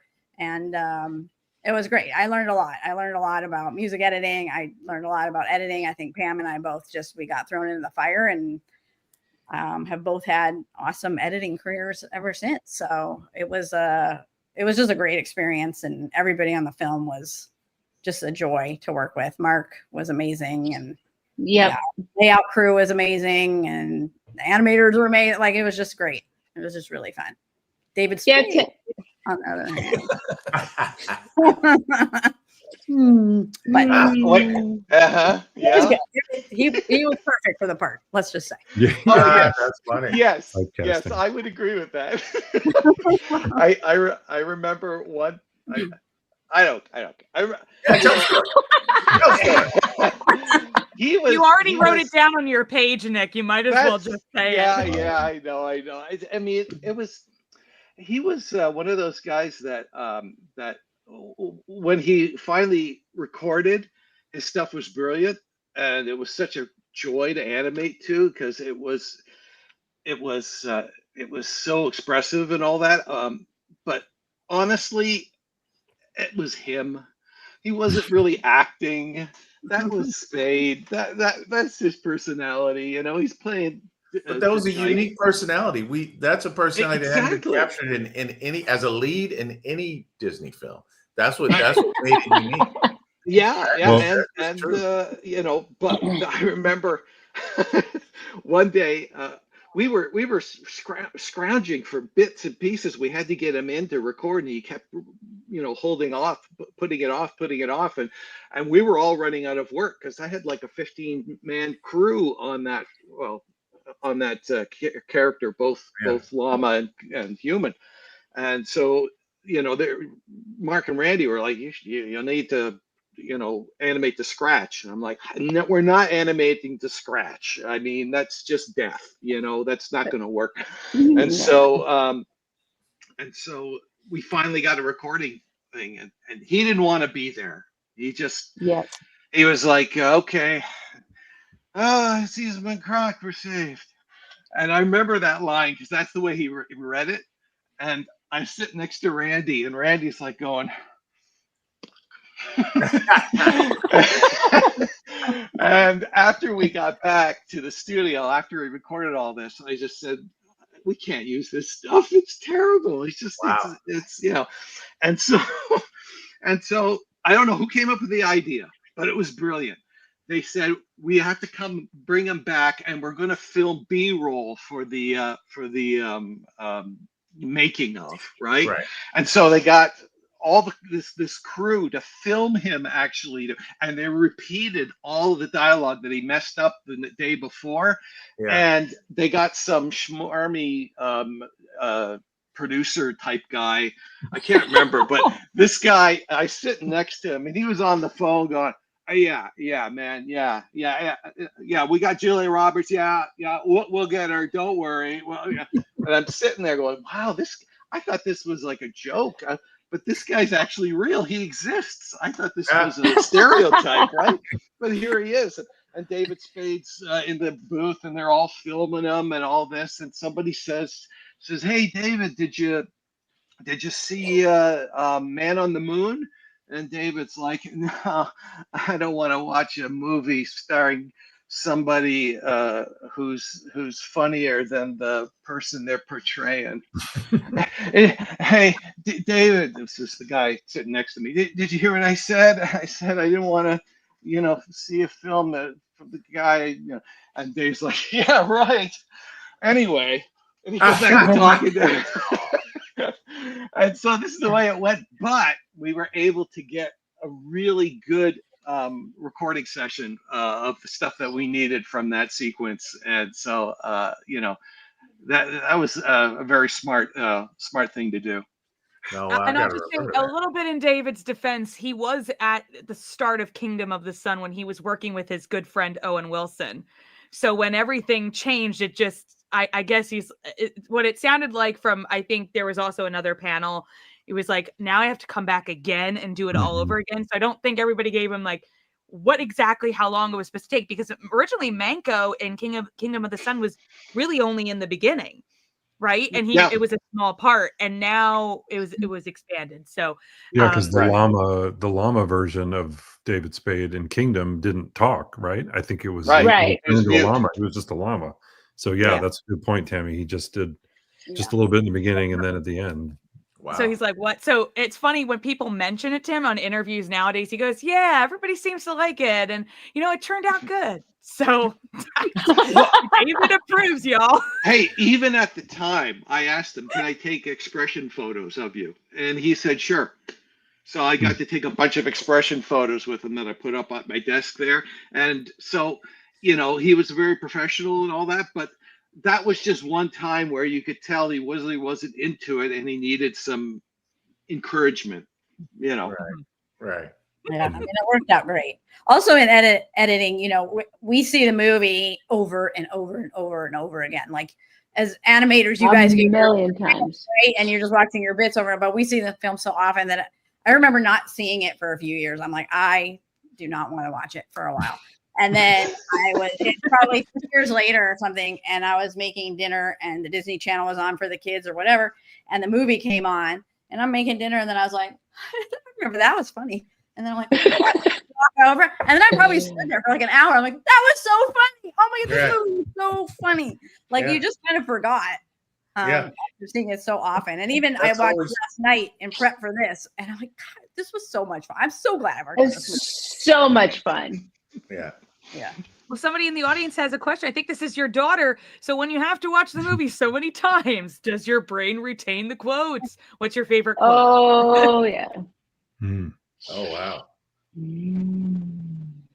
That is a good question. I mean, when I watch it, like last night when I watch it, I can do the quotes as I'm watching it to remember it. I mean, probably the Yzma ones are the most, I'll shrink them down into fleed. I'll put them in a box.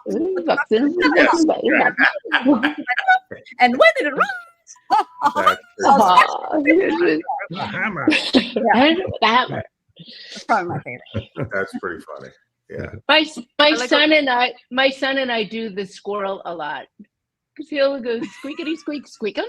It's like, and wrong lover. It's like he knows the movie just as well as I do, and now his daughter just turned 2, so he cannot wait to watch it with her. Oh, so it'll be the next generation. Right. I think the biggest quote I use is "No touchy." No, yeah, touchy. exactly. That's exactly the We one. use that a lot. No Yeah. No Said touchy. that a lot. Yes. No touchy. Well, Bruce, your moment where Pacha goes, "These hills sing." It's Oh, yes. now. It's Yeah, a that was meme. funny. Yeah, my kids had shown me that was a meme, and I became hip again. I was like the 6'7" of my day.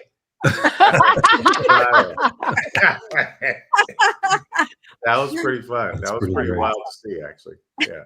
Can I tell you my favorite scene of Bruce's in that film? It's where he's like, "I'm not taking you back." Yeah. That one where he's like, starts it out and before he says it, and it's like, what are you going to do about it? I really thought a very good performance. You could see the response on the face. I always like that. It's so funny you say that, because that's one of the scenes that I open up at the head to get the thought traveling through his brain. And it was one of the first time I wanted to try that. It was the first time I ever tried it. Because you know how it is, Nick, when you get shots, they cut them tight. You know what I mean? Yeah. But you don't get a chance to really. Bruce, no offense to the animals, but I'm saying you got to come ask us for time, and we'll give it to you. But the point is that sometimes we don't get the thought time. When we deliver lines, it's like just deliver the line, keep it moving. Deliver the line, keep it moving. Yeah. I like. That was a crucial point with Pacha when he's trying to decide, if he's going to do this. And you needed that thought time. And how thoughts travel through our bodies and our minds first before our mouth opens, right? It's like, it's like, I don't want to say this. I'm trying to edit myself. Damn it. I'm about to say this and I got to say it. And we just don't get that time to give thought to our characters last time. So I had to kind of curate that. Yeah. But thanks for listening. I remember that. That was fun. I call it sort of like the William Shatner animation things. Like, you. First, I thought I did something good, and then I go to the William Shatner class of acting. No. When I start to animate something, you start to then you go because you think before you actually act, right? Yes. So sometimes your expression comes out before anything comes out of your mouth, and Oh, so yeah. the whole thing, it's like I always like basically what I would do is I would do it in rough. I would open up the scene at the beginning and show it, and then I'd say at the end, "Well, I had to open it up at the beginning. You okay with that?" And Yeah. they'd always say yes, whatever. Right. But as long as, and I know you guys, when you cut the film, you cut it short because you're It's realizing gonna open the up. dialogue. And I mean, it wasn't like as bad as it was in the Jeffrey days where you had to cut right on the beginning and the ends because if there's any air, I'm bored, right? So yeah, so you had to condense it so that it would flow better. But I always felt like there was the ability to open it up if we needed it. Yeah. I like the line where Kronk and Yzma are locked in the closet, and Yzma goes, "And break the door down," and he goes, "It's pure mahogany." And that whole scene is just the eyeballs are animated because they're in the dark, and it's just it's so funny. Yeah, all that stuff was genius, and it wasn't the type of humor that you would see even in the films moving forward. That's not the humor that you saw, you know. So it almost feels like an indie film that was done within the confines of the Disney's walls. Right. Speaking of moving on, let's hope that they don't do a live action version of this. You said no live action. Oh yeah, they have. No, that would be horrible. Yeah, don't. Haven't heard of one. No, don't wreck it. Yeah. No, I remember the preview for our last preview for Groove and how well it went, and everybody was like, "Holy cow!" And I was standing next to like the head of marketing, and he turned to me and he went, "I'm so sorry." And I go, "Why?" He goes, "Because we're not ready for this movie. We don't know how to market this movie." And it was like, thanks. Yeah. Interesting that they acknowledge that. They did. And it was like, wow. So to me, that was like we made a great movie that stands the test of time. I mean, when people ask me what I've done, I start with that one. And I mean, I ask these kids, "How old are you?" And then I tell them and they go, "Oh, I love that movie," and it's like, wow. That's funny. Yeah, it does get reactions. I mean, I when you go places and you have to speak on stuff like that, and hey, look at that.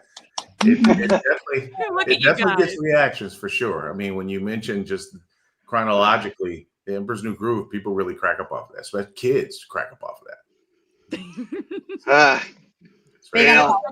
He was definitely not a conformist. Nick, I have a couple of your photos from the premiere, so let's kind of go through these because we have a few minutes left with you guys. So Sting sung, which is awesome. That was cool. Look, you got to yeah, that's Tony and me and Renee, Tony's wife, and Jennifer, my wife, and that was a great. I'll tell you, you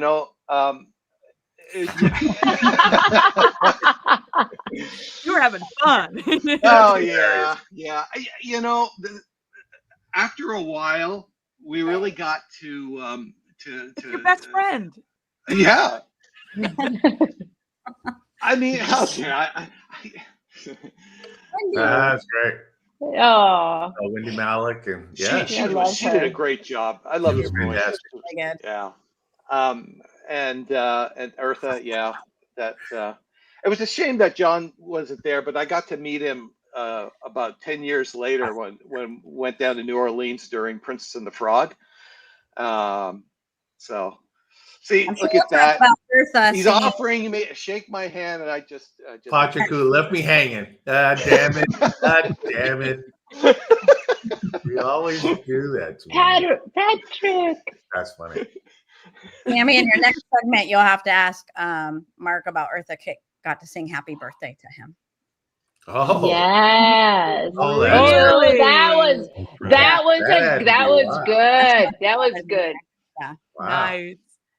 Wow. Well, before I leave you guys, give me one word to describe your experience on the project. So, Lisa, I'll let you go first. Oh, hey, that's what's up. Where'd you get that? That's cool. This I got this a couple of years ago. I don't know if they still sell them, but I can find it on that eBay. I collect. Or Amazon. That's the character in it. Yeah. That would be 2 words. Absolute blast. Yes. What about you, Bruce? Exuberant. William Shatner. Just an exuberant.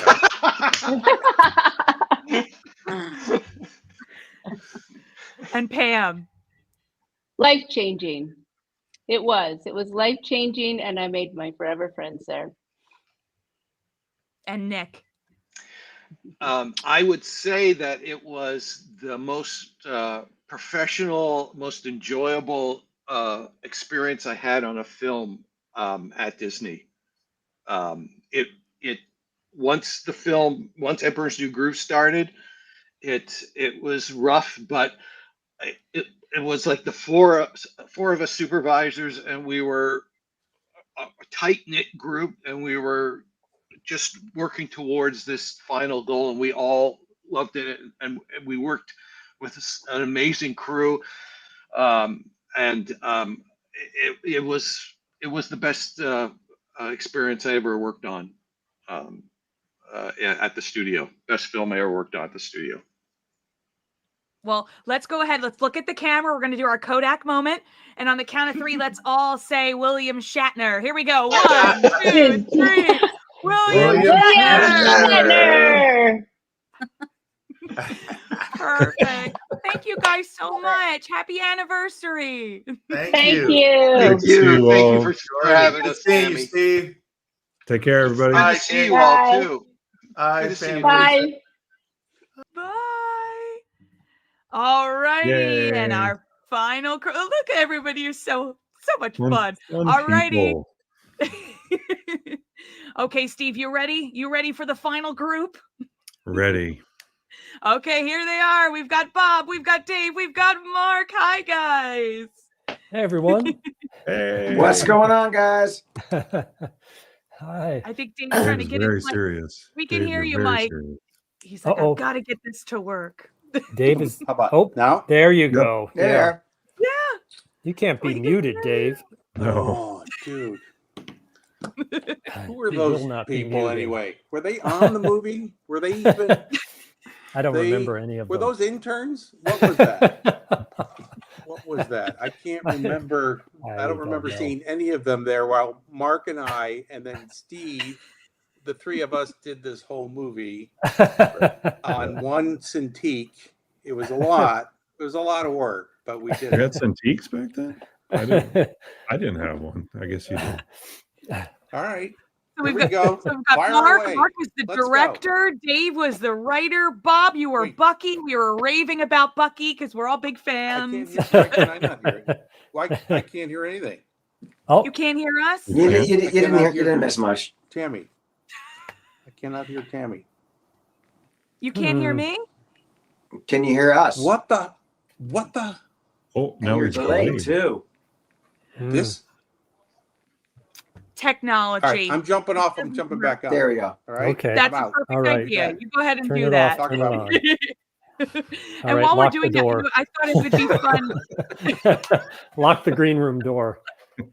Trust me. You'll thank me after. No, I'm sorry. Mark, You were I thought saying? we would play No, I was just going to say, I thought it would be fun to play a clip because Nick was talking about the research trip. So let's take a look at what you guys got to do. So here we go.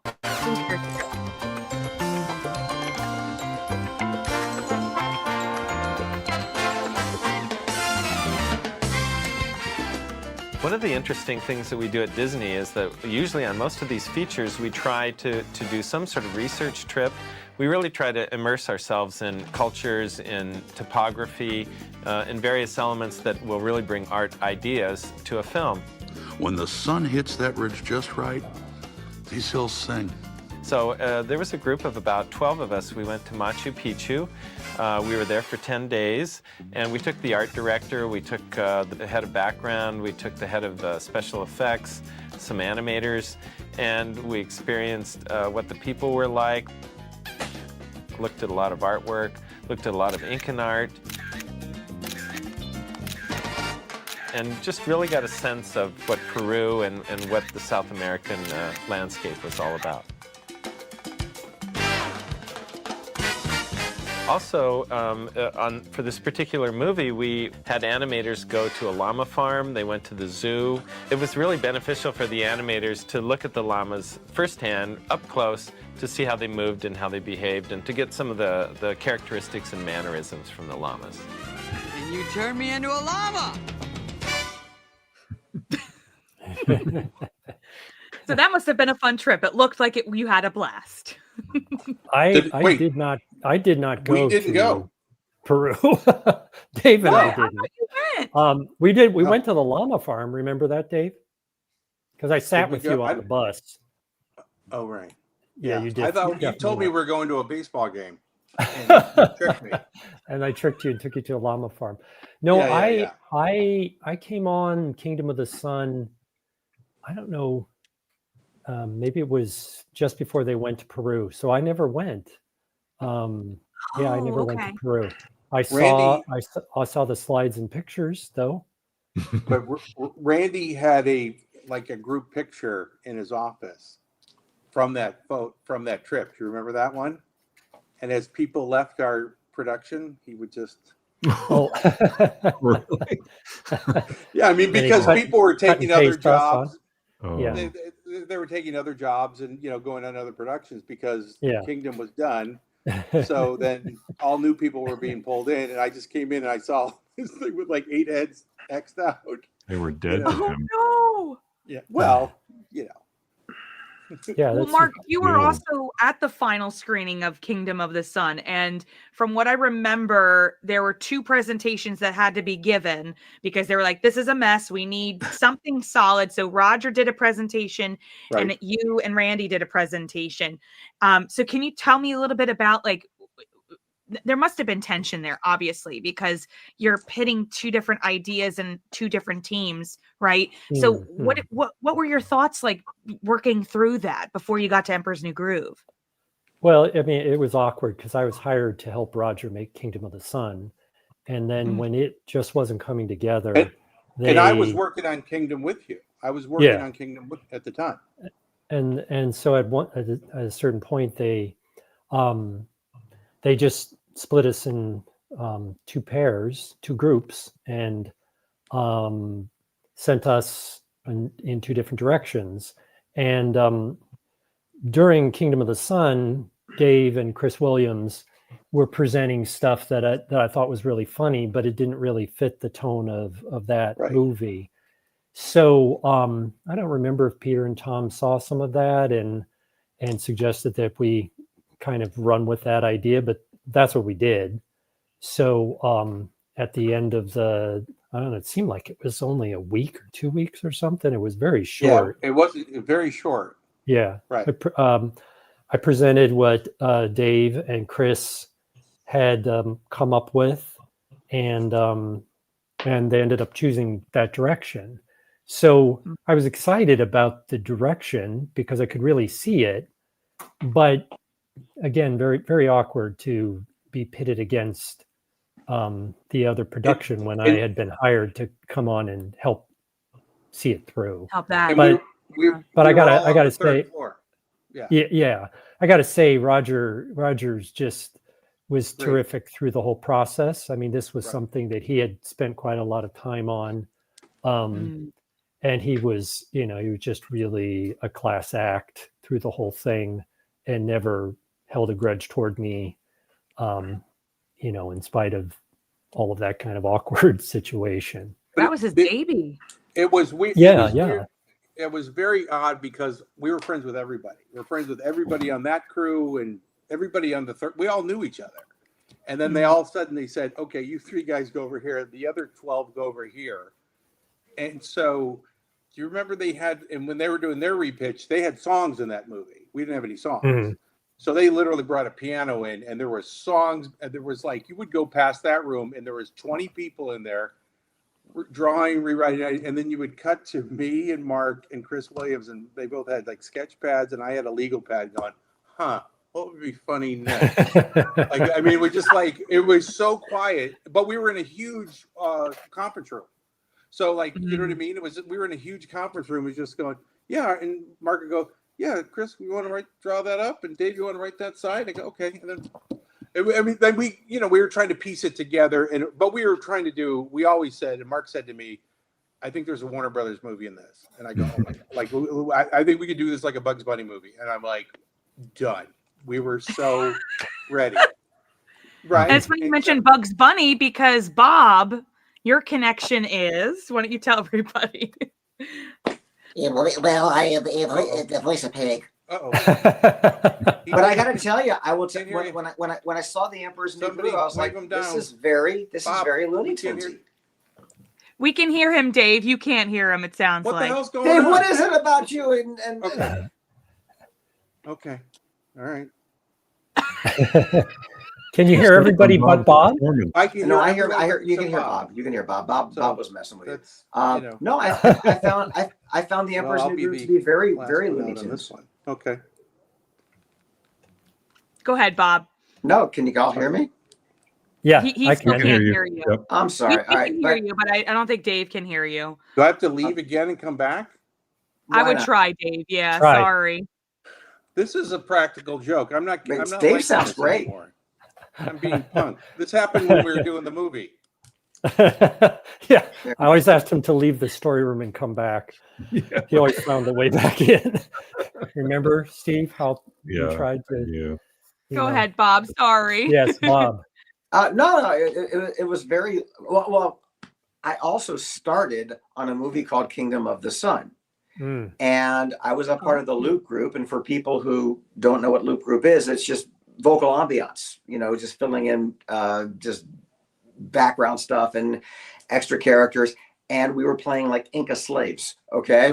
And then months later, I get a call from the casting director. Hey, they want you back on the same movie, but it's now called The Emperor's New Groove. And I want you to play a squirrel. I said, is the squirrel a slave?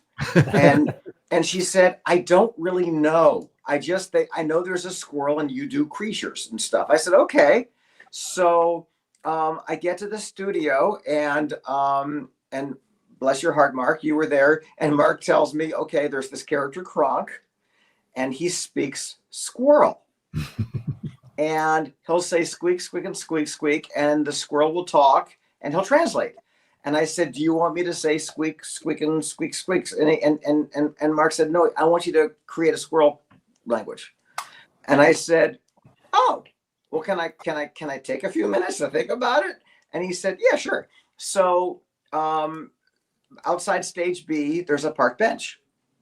And I'm sitting on the bench and I'm thinking, squeak, squeak, and squeak, squeaky, squeak, squeak. How is this a squirrel? And I swear to you guys, a little squirrel came running down a tree up to my feet, stood up on its hind legs, and he looked at me and he went, and I went, oh, thank you. So I went inside and I went, and Mark went, yeah, that's fine, that works. And Mark, authentic. Mark, you were Patrick, because you and I were working off of each other. Oh, okay. That's and right. you would feed me lines and I would feed me lines, whatever. And all right, a million years later, Patrick and I are presenting at the Annie Awards. I never met him because we never worked together. And I said, I voiced Bucky in The Emperor's New Groove. And Patrick goes, I thought Bucky was a sound effect. And I was like, no. I'm getting residuals, so I'm pretty sure. Yeah, it's me. But you guys, I think I'm in the film for way less than 5 minutes. When I do fan conventions, they don't care about Porky Pig. But when they find out that I'm Bucky, holy cow, they go cuckoo. They go crazy. This movie, I know it was not a big success when it was released, but in 25 years, this is a fan favorite, this film. There's a lot of love for this movie. I'm just saying, I think after 25 years, I know you guys, we did a straight to video sequel and we did a series. I think it's time for her third. And hand drawn. Draw it by hand.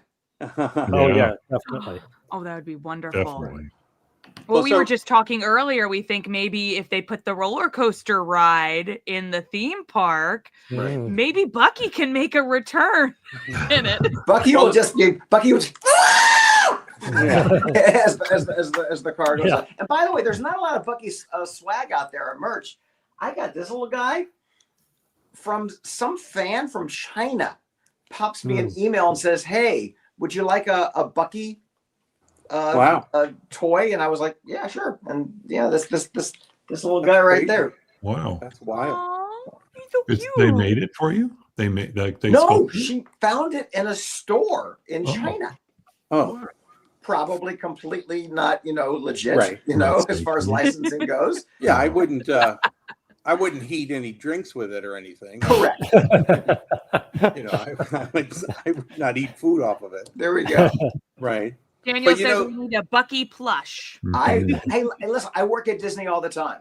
And during lunch, I go into the store and I'm like, y'all got any Bucky Emperor's New Groot? No. They'll have an occasional llama, but no squirrel. Well, I don't know if you said this while I was trying to get on for 3 different times, but when the sequence that Bucky was born, and it was done in a previous segment with Jeff Ranjo on this, it was kind of like a joke because we had to throw him out of with the Jaguars and all that sort of stuff in that opening scene from the hilltop, and there was a thing where and it was just in the room came up like, oh, he should run into a really cute animal, and then all these like Steve types, all these Disney people are going, oh, but it should really be like a Disney animal, like a really cute. And then of course, Ranjo in like 3 seconds does this like this, and he basically draws Bucky, or kind of in my memory just bounced around the room like that. And then we said, well, it's got to be so incredibly sweet, even this jerk can't hate it, and he does, he is nasty to it.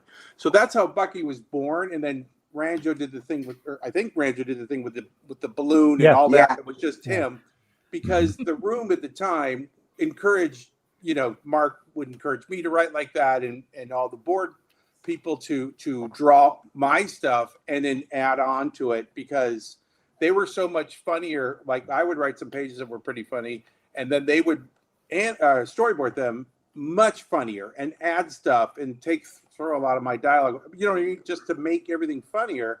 So when he added a thing, and we knew, you're getting to know your crew really well, and all of a sudden we were seeing the boards, and you're kind of trying not to go ahead while they're pitching the boards. You're trying not to go ahead, but all of a sudden somebody there goes, "Oh my God, look at what's coming."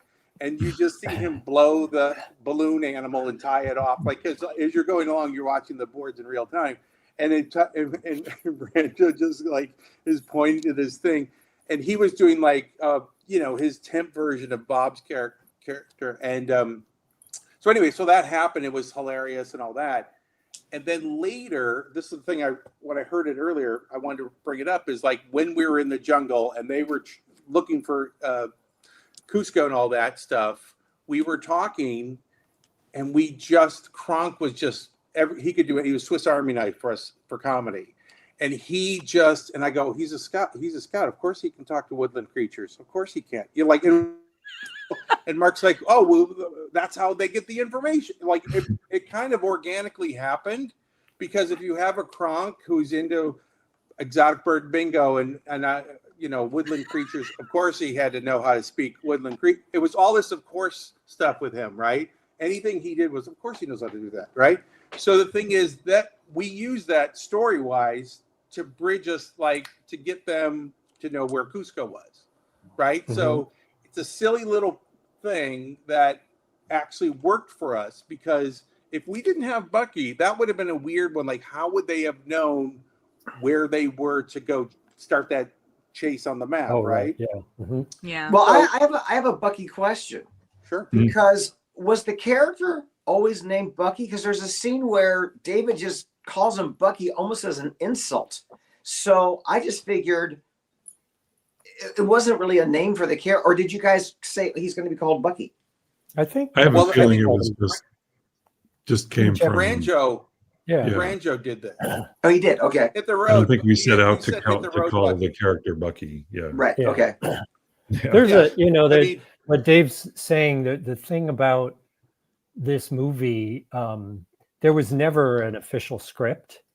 Dave compiled a script when the movie was all done, and 2 weeks after the 2 weeks after the after movie came out. but not, and I don't know, if that happens anywhere now. I would assume probably not too much. Gosh, no. But there was no script.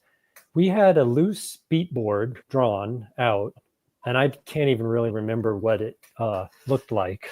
But we Right. would just we'd go into the story room, we'd sit down, and okay, what's the next scene?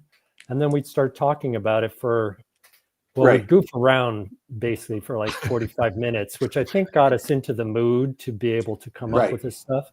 Then we'd brainstorm this? for 50. Yeah, that's what Yes. we would With do. your little tattoos. Tattoos, yeah. Tattoo day. Temporary tattoo day. And then we would Tracy Miller-Zarnicki, who was our story PA, would get us back on track, and then we'd kind of figure out a scene that either Dave would go write or the board guys would go board, and that would be that. So Bucky was in that one scene, but we had no idea he was going to come back. It really was like doing an long form improv play where we just, okay, what's the next thing? And we did go down paths that we backed up. There was a whole one or two other versions of the movie that in those 2 years got boarded and thrown out. But I think that for me, at least, just speaking for my own personal taste, making a movie like that is just so enjoyable, so fun, because you get to just throw the ball to Dave, Steve, all of the artists, production design, everyone, animators. You just go, okay, hey, take this and I don't know, do something with it, and they come back with this stuff, and it's just always Jeff just fun. wrote, yes, he came up with the name off the cuff. That's what he just wrote. Oh, good. That's Ranjo. Is that Ranjo? Yes. Oh, well, Is that he right? also wrote, what does Dave think about Jeff or love the most about Jeff? Oh, we need a whole podcast for that. Oh my A God! whole nother How do you episode. choose? There's got to be a parental advisor on this podcast. I can't go to that level, and plus I have some restraining orders. But anyway, Jeff oh Jesus, okay, yeah, Jeff Ranjo. We kept feeding him and watering him, and he would never leave. He would never leave. So that's the whole thing with him. I mean, we named him, and then we couldn't get rid of him. So, but when we were doing things like I saw in your last thing that Nick, I swear to God, Nick had a funny memory for that line that I always loved that I came up with was like, hey kids, that's why lying can be a good thing. That is they were walking away. And it hit, and it was in a screening, and it got a really big laugh.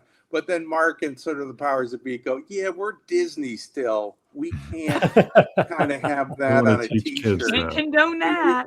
It can't. So, but the thing was, just as a writer, I was able to come in and go, what if? And Mark was always open to, all right, let's go.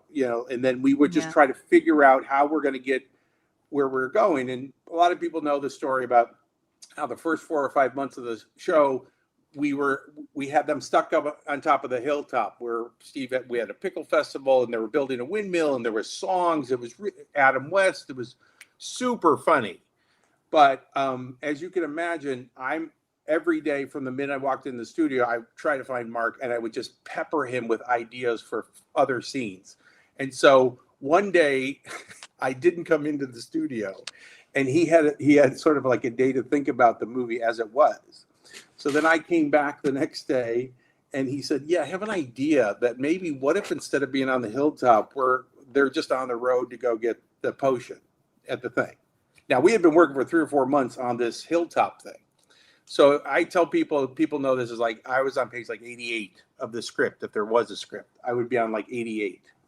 And I had this 10-minute meeting with Mark, and I go, we'll just hang all the comedy on the road. We'll just do all the character comedy stuff on the road. Yeah, that makes sense. It's super smart. And so then when I left that meeting 10 minutes later, I was on page like 15. So we just Oh. blew out a whole show, a whole movie, but it was like, but the thing was yes and. I was like, okay. And so then we started thinking of, okay, let's do that, tie them to a log, they go down the river, all that sort of stuff happened because we didn't have the time, the 18 months, 2 years to develop, think about it and stuff. We had to kind of go in, and Steve would be there, Randy, Mark, and I, and whoever story people we would have in the room. And the thing was, if we came up with an idea, we would all vet it in the room. And if it made us laugh or made sense to the story, then we moved that forward. And the open rule was, if you had a problem with the story, this story, crazy enough, if it didn't make sense, you had to sort of say something, because we were taking a huge swing on this thing, and you can't like have people going, what? And we did have a few things, and Mark could tell, like, Chris Williams, who was brilliant and basically created Kronk and did all the stuff. He, every once in a while, would throw in a sketch or two, and we go, oh, that's a little too far. That's a little too far. like rare, when he had one. Remember, he had the one thing where it was like Kuzco's mind was kind of going crazy, and he split it up into 4 different sequences. Panels on the screen, yeah. Yeah, and panels of the screen, and then the last one was the space shuttle going up. Yeah. Like this. Yeah. And we just go, what the heck? And we all went, and Mark goes, wait, whoa, what? And he goes, Chris goes, too far? And he was like, yeah, that's too far. So there was, as crazy as this movie turned out to be, there was kind of a consensus of the type of comedy. We weren't going to be topical. We weren't going to put a number, like there was no jokes that you could go, oh, that was 1999 or whatever it was. Thank goodness. No pop culture stuff, please. And then I'll let other people talk now. But the last thing, when Mark and I were getting this going, and we were talking about the movie in general, he had kids, little kids, and I had a baby at the time. And the thing was, we said, listen, if we got to be in a van listening to a DVD of this thing going like on a family vacation, this better be a funny movie. Like, this better be funny, right? Because how many times were we all in vans going, oh my God, if I got to hear that, please put something else on like this. But we just wanted to make it so obviously kids liked it, but all of us for the parents. Anyway, so. Well, hey, Lisa just wrote, also during the dinner scene, the cups that held the potion were martini glasses, but it's Disney, and they made us change it to cups so it didn't look like alcohol. That's true. Yeah. But they animated real alcohol in there.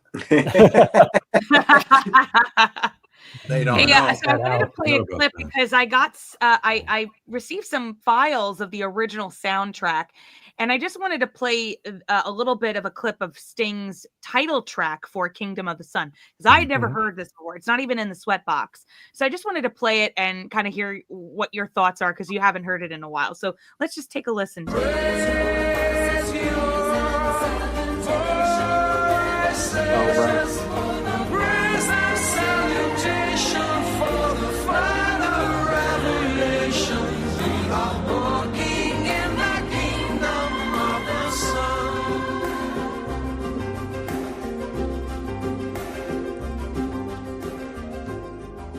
Just really pretty. All the songs are pretty. Yeah, that was a big prologue, I think, right, Mark? There was like a big I was trying to myth, right. mythology about how the world was created. I seem to remember Don Hall boarded like all pastels and beautiful drawings and stuff like that. I wasn't on the movie at the time, but I just remember him working on that. Were any of those? Go ahead. No, I'm saying those songs were fantastic.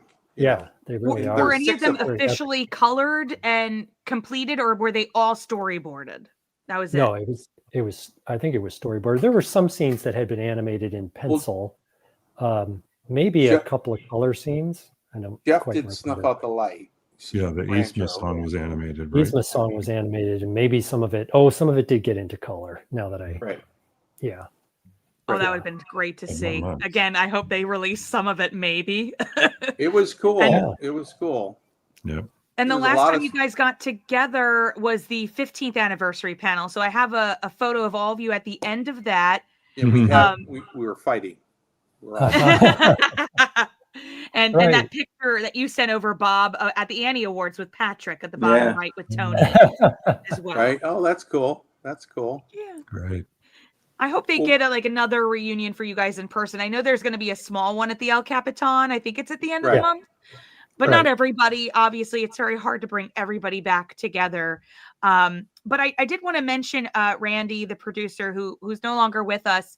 I found a clip from Sweatbox, and I listened back to my interview with Randy, and both of them work perfectly. So this is kind of referencing after everything changed and the Emperor's New Groove is going to end. Originally, it was going to end with Kuzco getting Kuzcotopia, which was going to be this huge water park. So Sting wrote a letter, and here is what he wrote. With genuine human values, you don't need a theme park or a water slide. I've been aware for a while now that my vision of the world and Disney's may be at odds. I can only be candid, but there's something intrinsically faulty with this film, and I find it very difficult to continue working on something that goes against my beliefs. I offer my views humbly, and I look forward to your response. Yours sincerely, me. The thought occurs, way back in the back Is this of the mind. too Is much? Whoops, this is really close to the edge. Did we cross the line? Yeah, I think it's a good note. Do I have any say in the final product here? Just by stamping my little feet, saying I don't agree with this. Maybe not. Maybe they'll fire me if I'm lucky this afternoon, or maybe I'll have some effect. I don't know. So there's Sting, and then here's what Randy said during. Did Sting ever do anything after this movie? Did he work after this movie? Okay, here's what Randy responded with. So Sting is a super environmentalist, and at some point it seemed like Kuzco was going to turn everything into some giant water park, and there are lots of ideas that you have. You try different ideas, and then at some point somebody goes, "Hey, you know what? That's not a great message." Usually, you want your character to go on some kind of an arc where he's misbehaving at the beginning, but at some point he learns something and applies that knowledge, and the world becomes a better place. It seemed like Kuzco had been to hell and back. He'd been through all kinds of things, and yet if he just decides to set up a glorified water park in the end, it's sort of like, well, wait a minute, did he really learn anything, or is he just still being the selfish brat that he started out the movie to be? So Sting wrote that letter, and I remember Roy Disney's had the exact same thought, and we had the same thought. So when Sting sent that letter, we just all agreed yes, and so we made some changes to make the film more. Mainly that Kuzco, there was family at the end, there was something reasonable, and the village life went on as it was without being ruined by a giant water park. Do you guys? I don't even remember that as a pitch for the ending. It must have been. It must have been like a placeholder, right? Because we were trying to just lay it all out, but that he would have it. But I know that when we talked about the end, we just we go, he's not gonna build that monstrosity that we saw at the beginning. We knew that. I mean, we sort of the story team knew that. But I'm just trying to figure out how this came to be that it was. It must have been. Was it drawn up? It had to have been for him to now react. I can't hear Mark. Sorry. Oh. This is. He can't hear you again. No, I can't hear Mark. Can you guys hear me? Which is a blessing. Yes. We can hear you. You guys are the worst. Every 25 years, we do this to him. Go do I have to get off and get back on again? Yes. If you want to go ahead and do that, yes, I can stall because I was just going to ask Mark about these pictures. Oh dear. Why? Oh Did yeah. I leave these on your desk? The far left one with the foreshadowing of Chicken Little. Oh, to that's come. right.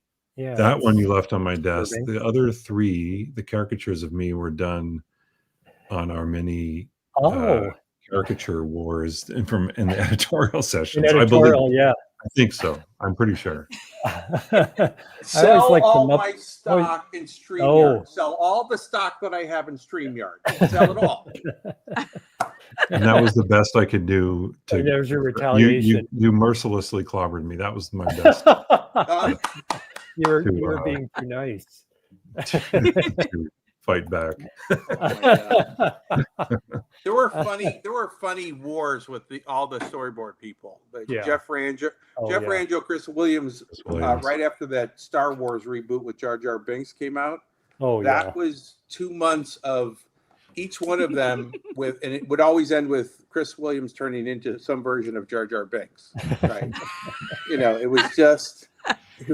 But it was the thing like that, and you saw in the Sweatbox there was chair races and all this stuff. It was like Mark allowed. What was this? Yeah, well, that's a Jeff Ranjo nonsense. There was some dark times. Going off steam. Yeah, there were some dark times. It's all priming. And this one too.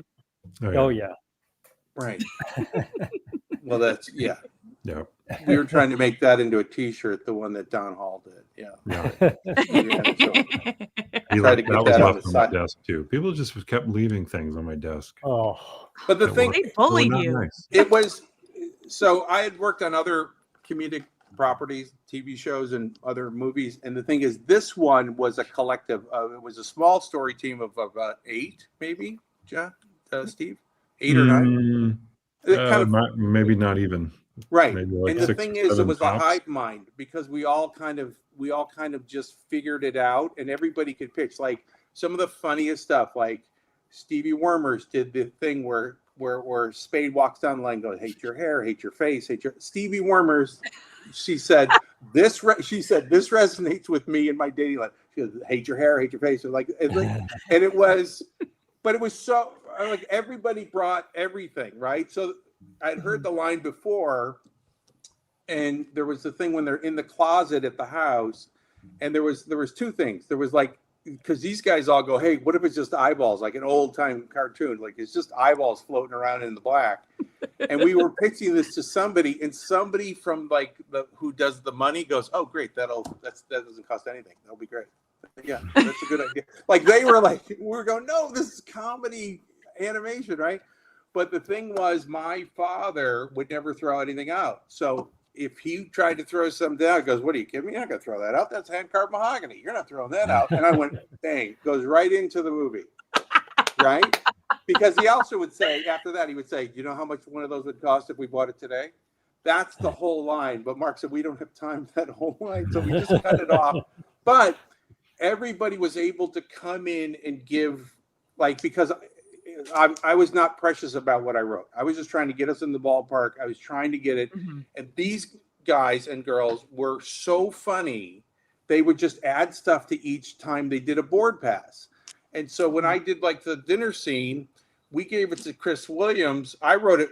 That came to me sort of out of because we needed it to, because they weren't going to hire, they wouldn't let us hire somebody to play Kronk.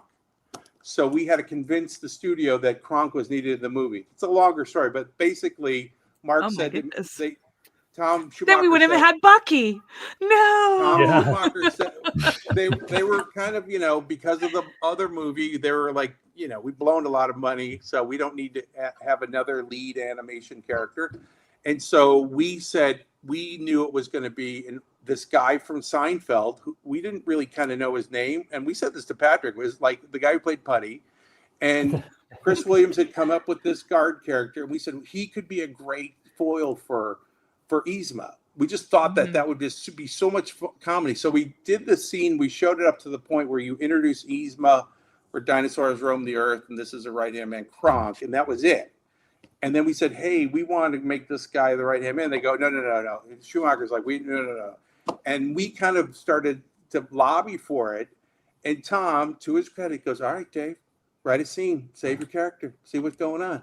And so I just turned to Mark, because we were literally throwing out 2 or 3 sequences a day and rewriting everything. It's like, "What are we doing?" And Mark said, why don't you just write the dinner scene where he tries to poison and gets all mixed up? That was it. I went home. Came home, I'm writing it. I'm sitting at the computer, and I just figured out the first line. She's Norma Desmond. She comes in. Is everything ready? And I wait a beat, and I hear the Patrick voice going, "Oh, I think we start with a soup and a salad. See how we feel after that." And I went, "Oh, shit." And I start laughing. oh my God. I go, and I tell this, you guys know this. I go, literally, my wife walked through the room. And I go, oh my God, he's worried about the dinner. He's trying to poison. He's worried about the dinner. And she just kind of closed the door on me. Just goes, okay, keep going, keep going. So then I give it to Mark. I wrote it in 15 minutes. I give it to Mark. He made a couple little tweaks in there. We gave it to Chris, and I'm thinking a week later, even less time. Probably. We were in front of Tom and Peter pitching to save Kronk, or this character, and Chris did a fantastic thing, and he added the thing with the coffee at the end, and then because that's what he added the great button to this thing. So like I got the first 3/4 of it, and he finishes it off. That's the way the whole show went, and so. So when that comes in, then Tom Schumacher turns and says, well, Dave, looks like you guys just saved your character. He's in. And that's how Kronk made it into the movie. So, I mean, that's one of those things it was desperation, but we felt passionate about the potential that he could have in the movie. And we've said and this he's to like Patrick. everybody's favorite, him and Bucky. That's why I wish they were in the parks. He's the comedic glue that allowed us to do all the other stuff, pulling down a map, doing this, all the crazy stuff that kind of he could justify it because it was sort of second nature to him. So it's probably one of the best, Renaissance characters that we've had, during the 90s and early 2000s Renaissance. I wouldn't be surprised if they ever did like a walk around character where he's in the scout outfit and then he has a puppet. That's yeah. Right. Good. I mean, it was the line would be so long to meet him. Are you kidding me? It'd be like Captain Jack Sparrow long. Well, when we were doing it, we said they would do it, the studio wanted us to have somebody else. They had somebody else in mind. And we said, we want this guy that nobody ever heard of. I'm glad you put your foot down. Well, we had the other person come in and they did a great job. And it was really like, if we have to go with this guy, he's really funny. It would be great. Right. And then he came in the next day or the next session. And he literally, Mark was on the floor with him. And I was behind the glass in the booth, the recording booth. Steve, were you there at that time? I don't know if you were there. But anyway, he just comes in and he looks at the thing. He goes, hey, pop, pop, pop. And he just went. And I just turned around to Mark like, and Mark's smiling so big. And he goes, yeah, okay, keep going. And we just were like shaking because it was so much funnier than what I had written and what we had done. Yeah. We could just see this thing exploding in literally his first couple passes. And we just were, and then we of course showed it to the studio and they went, that guy's great. And that it's history now. 25 years of history later. My gosh. So give me a word. I want everybody to go down the line, including Steve. Give me one word just to summarize your experience working on The Emperor's New Groove. So Steve, why don't you start us off?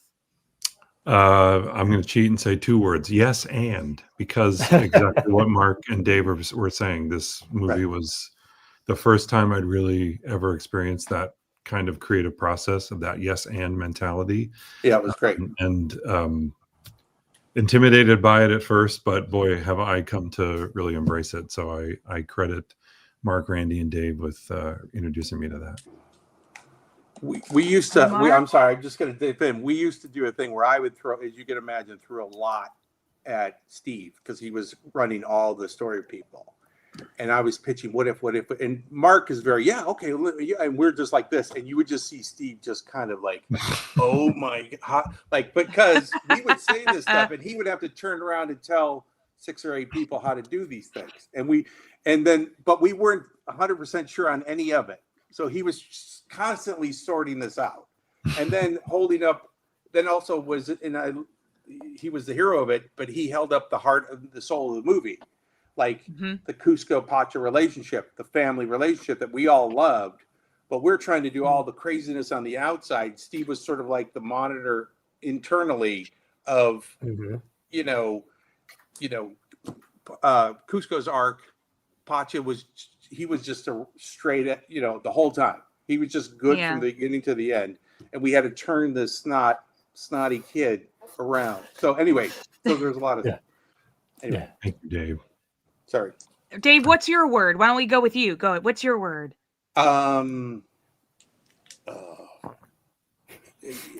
I don't. One word, Dave. This is a challenge. This is the hard, this is your whole life has led up to this moment, Dave. Just that one word, Dave. Awesome. It was awesome. It was the great. Well It was chosen. awesome. It was the great. It was the most fun I've ever had. And it was insane. It was so fun because every day we were firing. Because if you work in animation, you know you go into a story room and you go, okay, well, this is going to take us another 3 months to figure out this sequence. We were doing sequences 2 a day. We were turning things around. I would hand it in the morning. We'd do notes on it, and then I would hand it back to him after lunch. And same sequence, and we would just keep, because we did not have time to fool around. Because of that, everybody had to stay focused.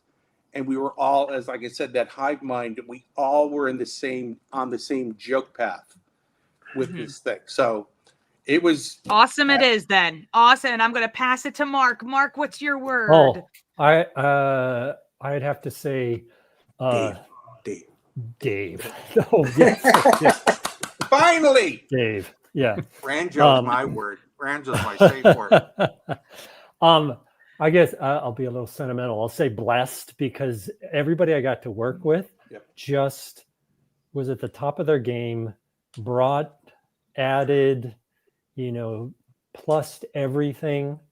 I just, the idea, I think the idea to put them on the road actually came, if I'm not mistaken, from Doug Frankel in a hallway conversation. He may have said something. Did you ever think about that? Maybe they should go on the road? And I was like, awesome. That's good. So good idea. It's just the ideas just kept coming, and it's just that's what it felt like. Just like such a wonderful experience to have done it with all of these people, all the people we've had on before us, and everyone that's on the crew. And Bob, you're going to end it with your word. What is it going to be? Man, I'm going to actually take Steve's lead because he had 2. I think I had 2 or 3 sessions for this little character. And after the last session, I had to go to my agent's office and I said, I think this movie's really special. Mm-hmm. So that's my word, is special. And again, I only saw the pages I was in. I had no idea what the hell the movie was about. I only saw the pages I was in. So my number one word is special. And I think it has lived up to that word. And my other word is, yes. I'm glad you included I'll allow it. Are you allowed to say that? They're going to cut that part out. I mean, that's going to get bleeped. There's no way we're going to get that out, right? Tammy, the thing is, this movie was never supposed to happen. This movie of course not. Supposed to happen. No. So that's the reason it's so good, and it came together because we were just all these misfit toys off to the side, and they needed a movie. And then they let us alone. Created magic. Yeah. And the thing is, because of the time frame, they could not stop us. Yeah. Yes. And so you were on a roll. That's never going to happen again. Yeah. So we were. Yeah, I doubt it. Mark, when this was over, Mark and I said, "Hey, listen, we'll do another movie with the same story crew, same everybody. Give us 2.5 years." And they went, "No." It was really let's look at the camera. We're going to do a Kodak moment, and we're all going to, on the count of 3, we're going to say Dave. Okay. Ready? 1, 2, 3.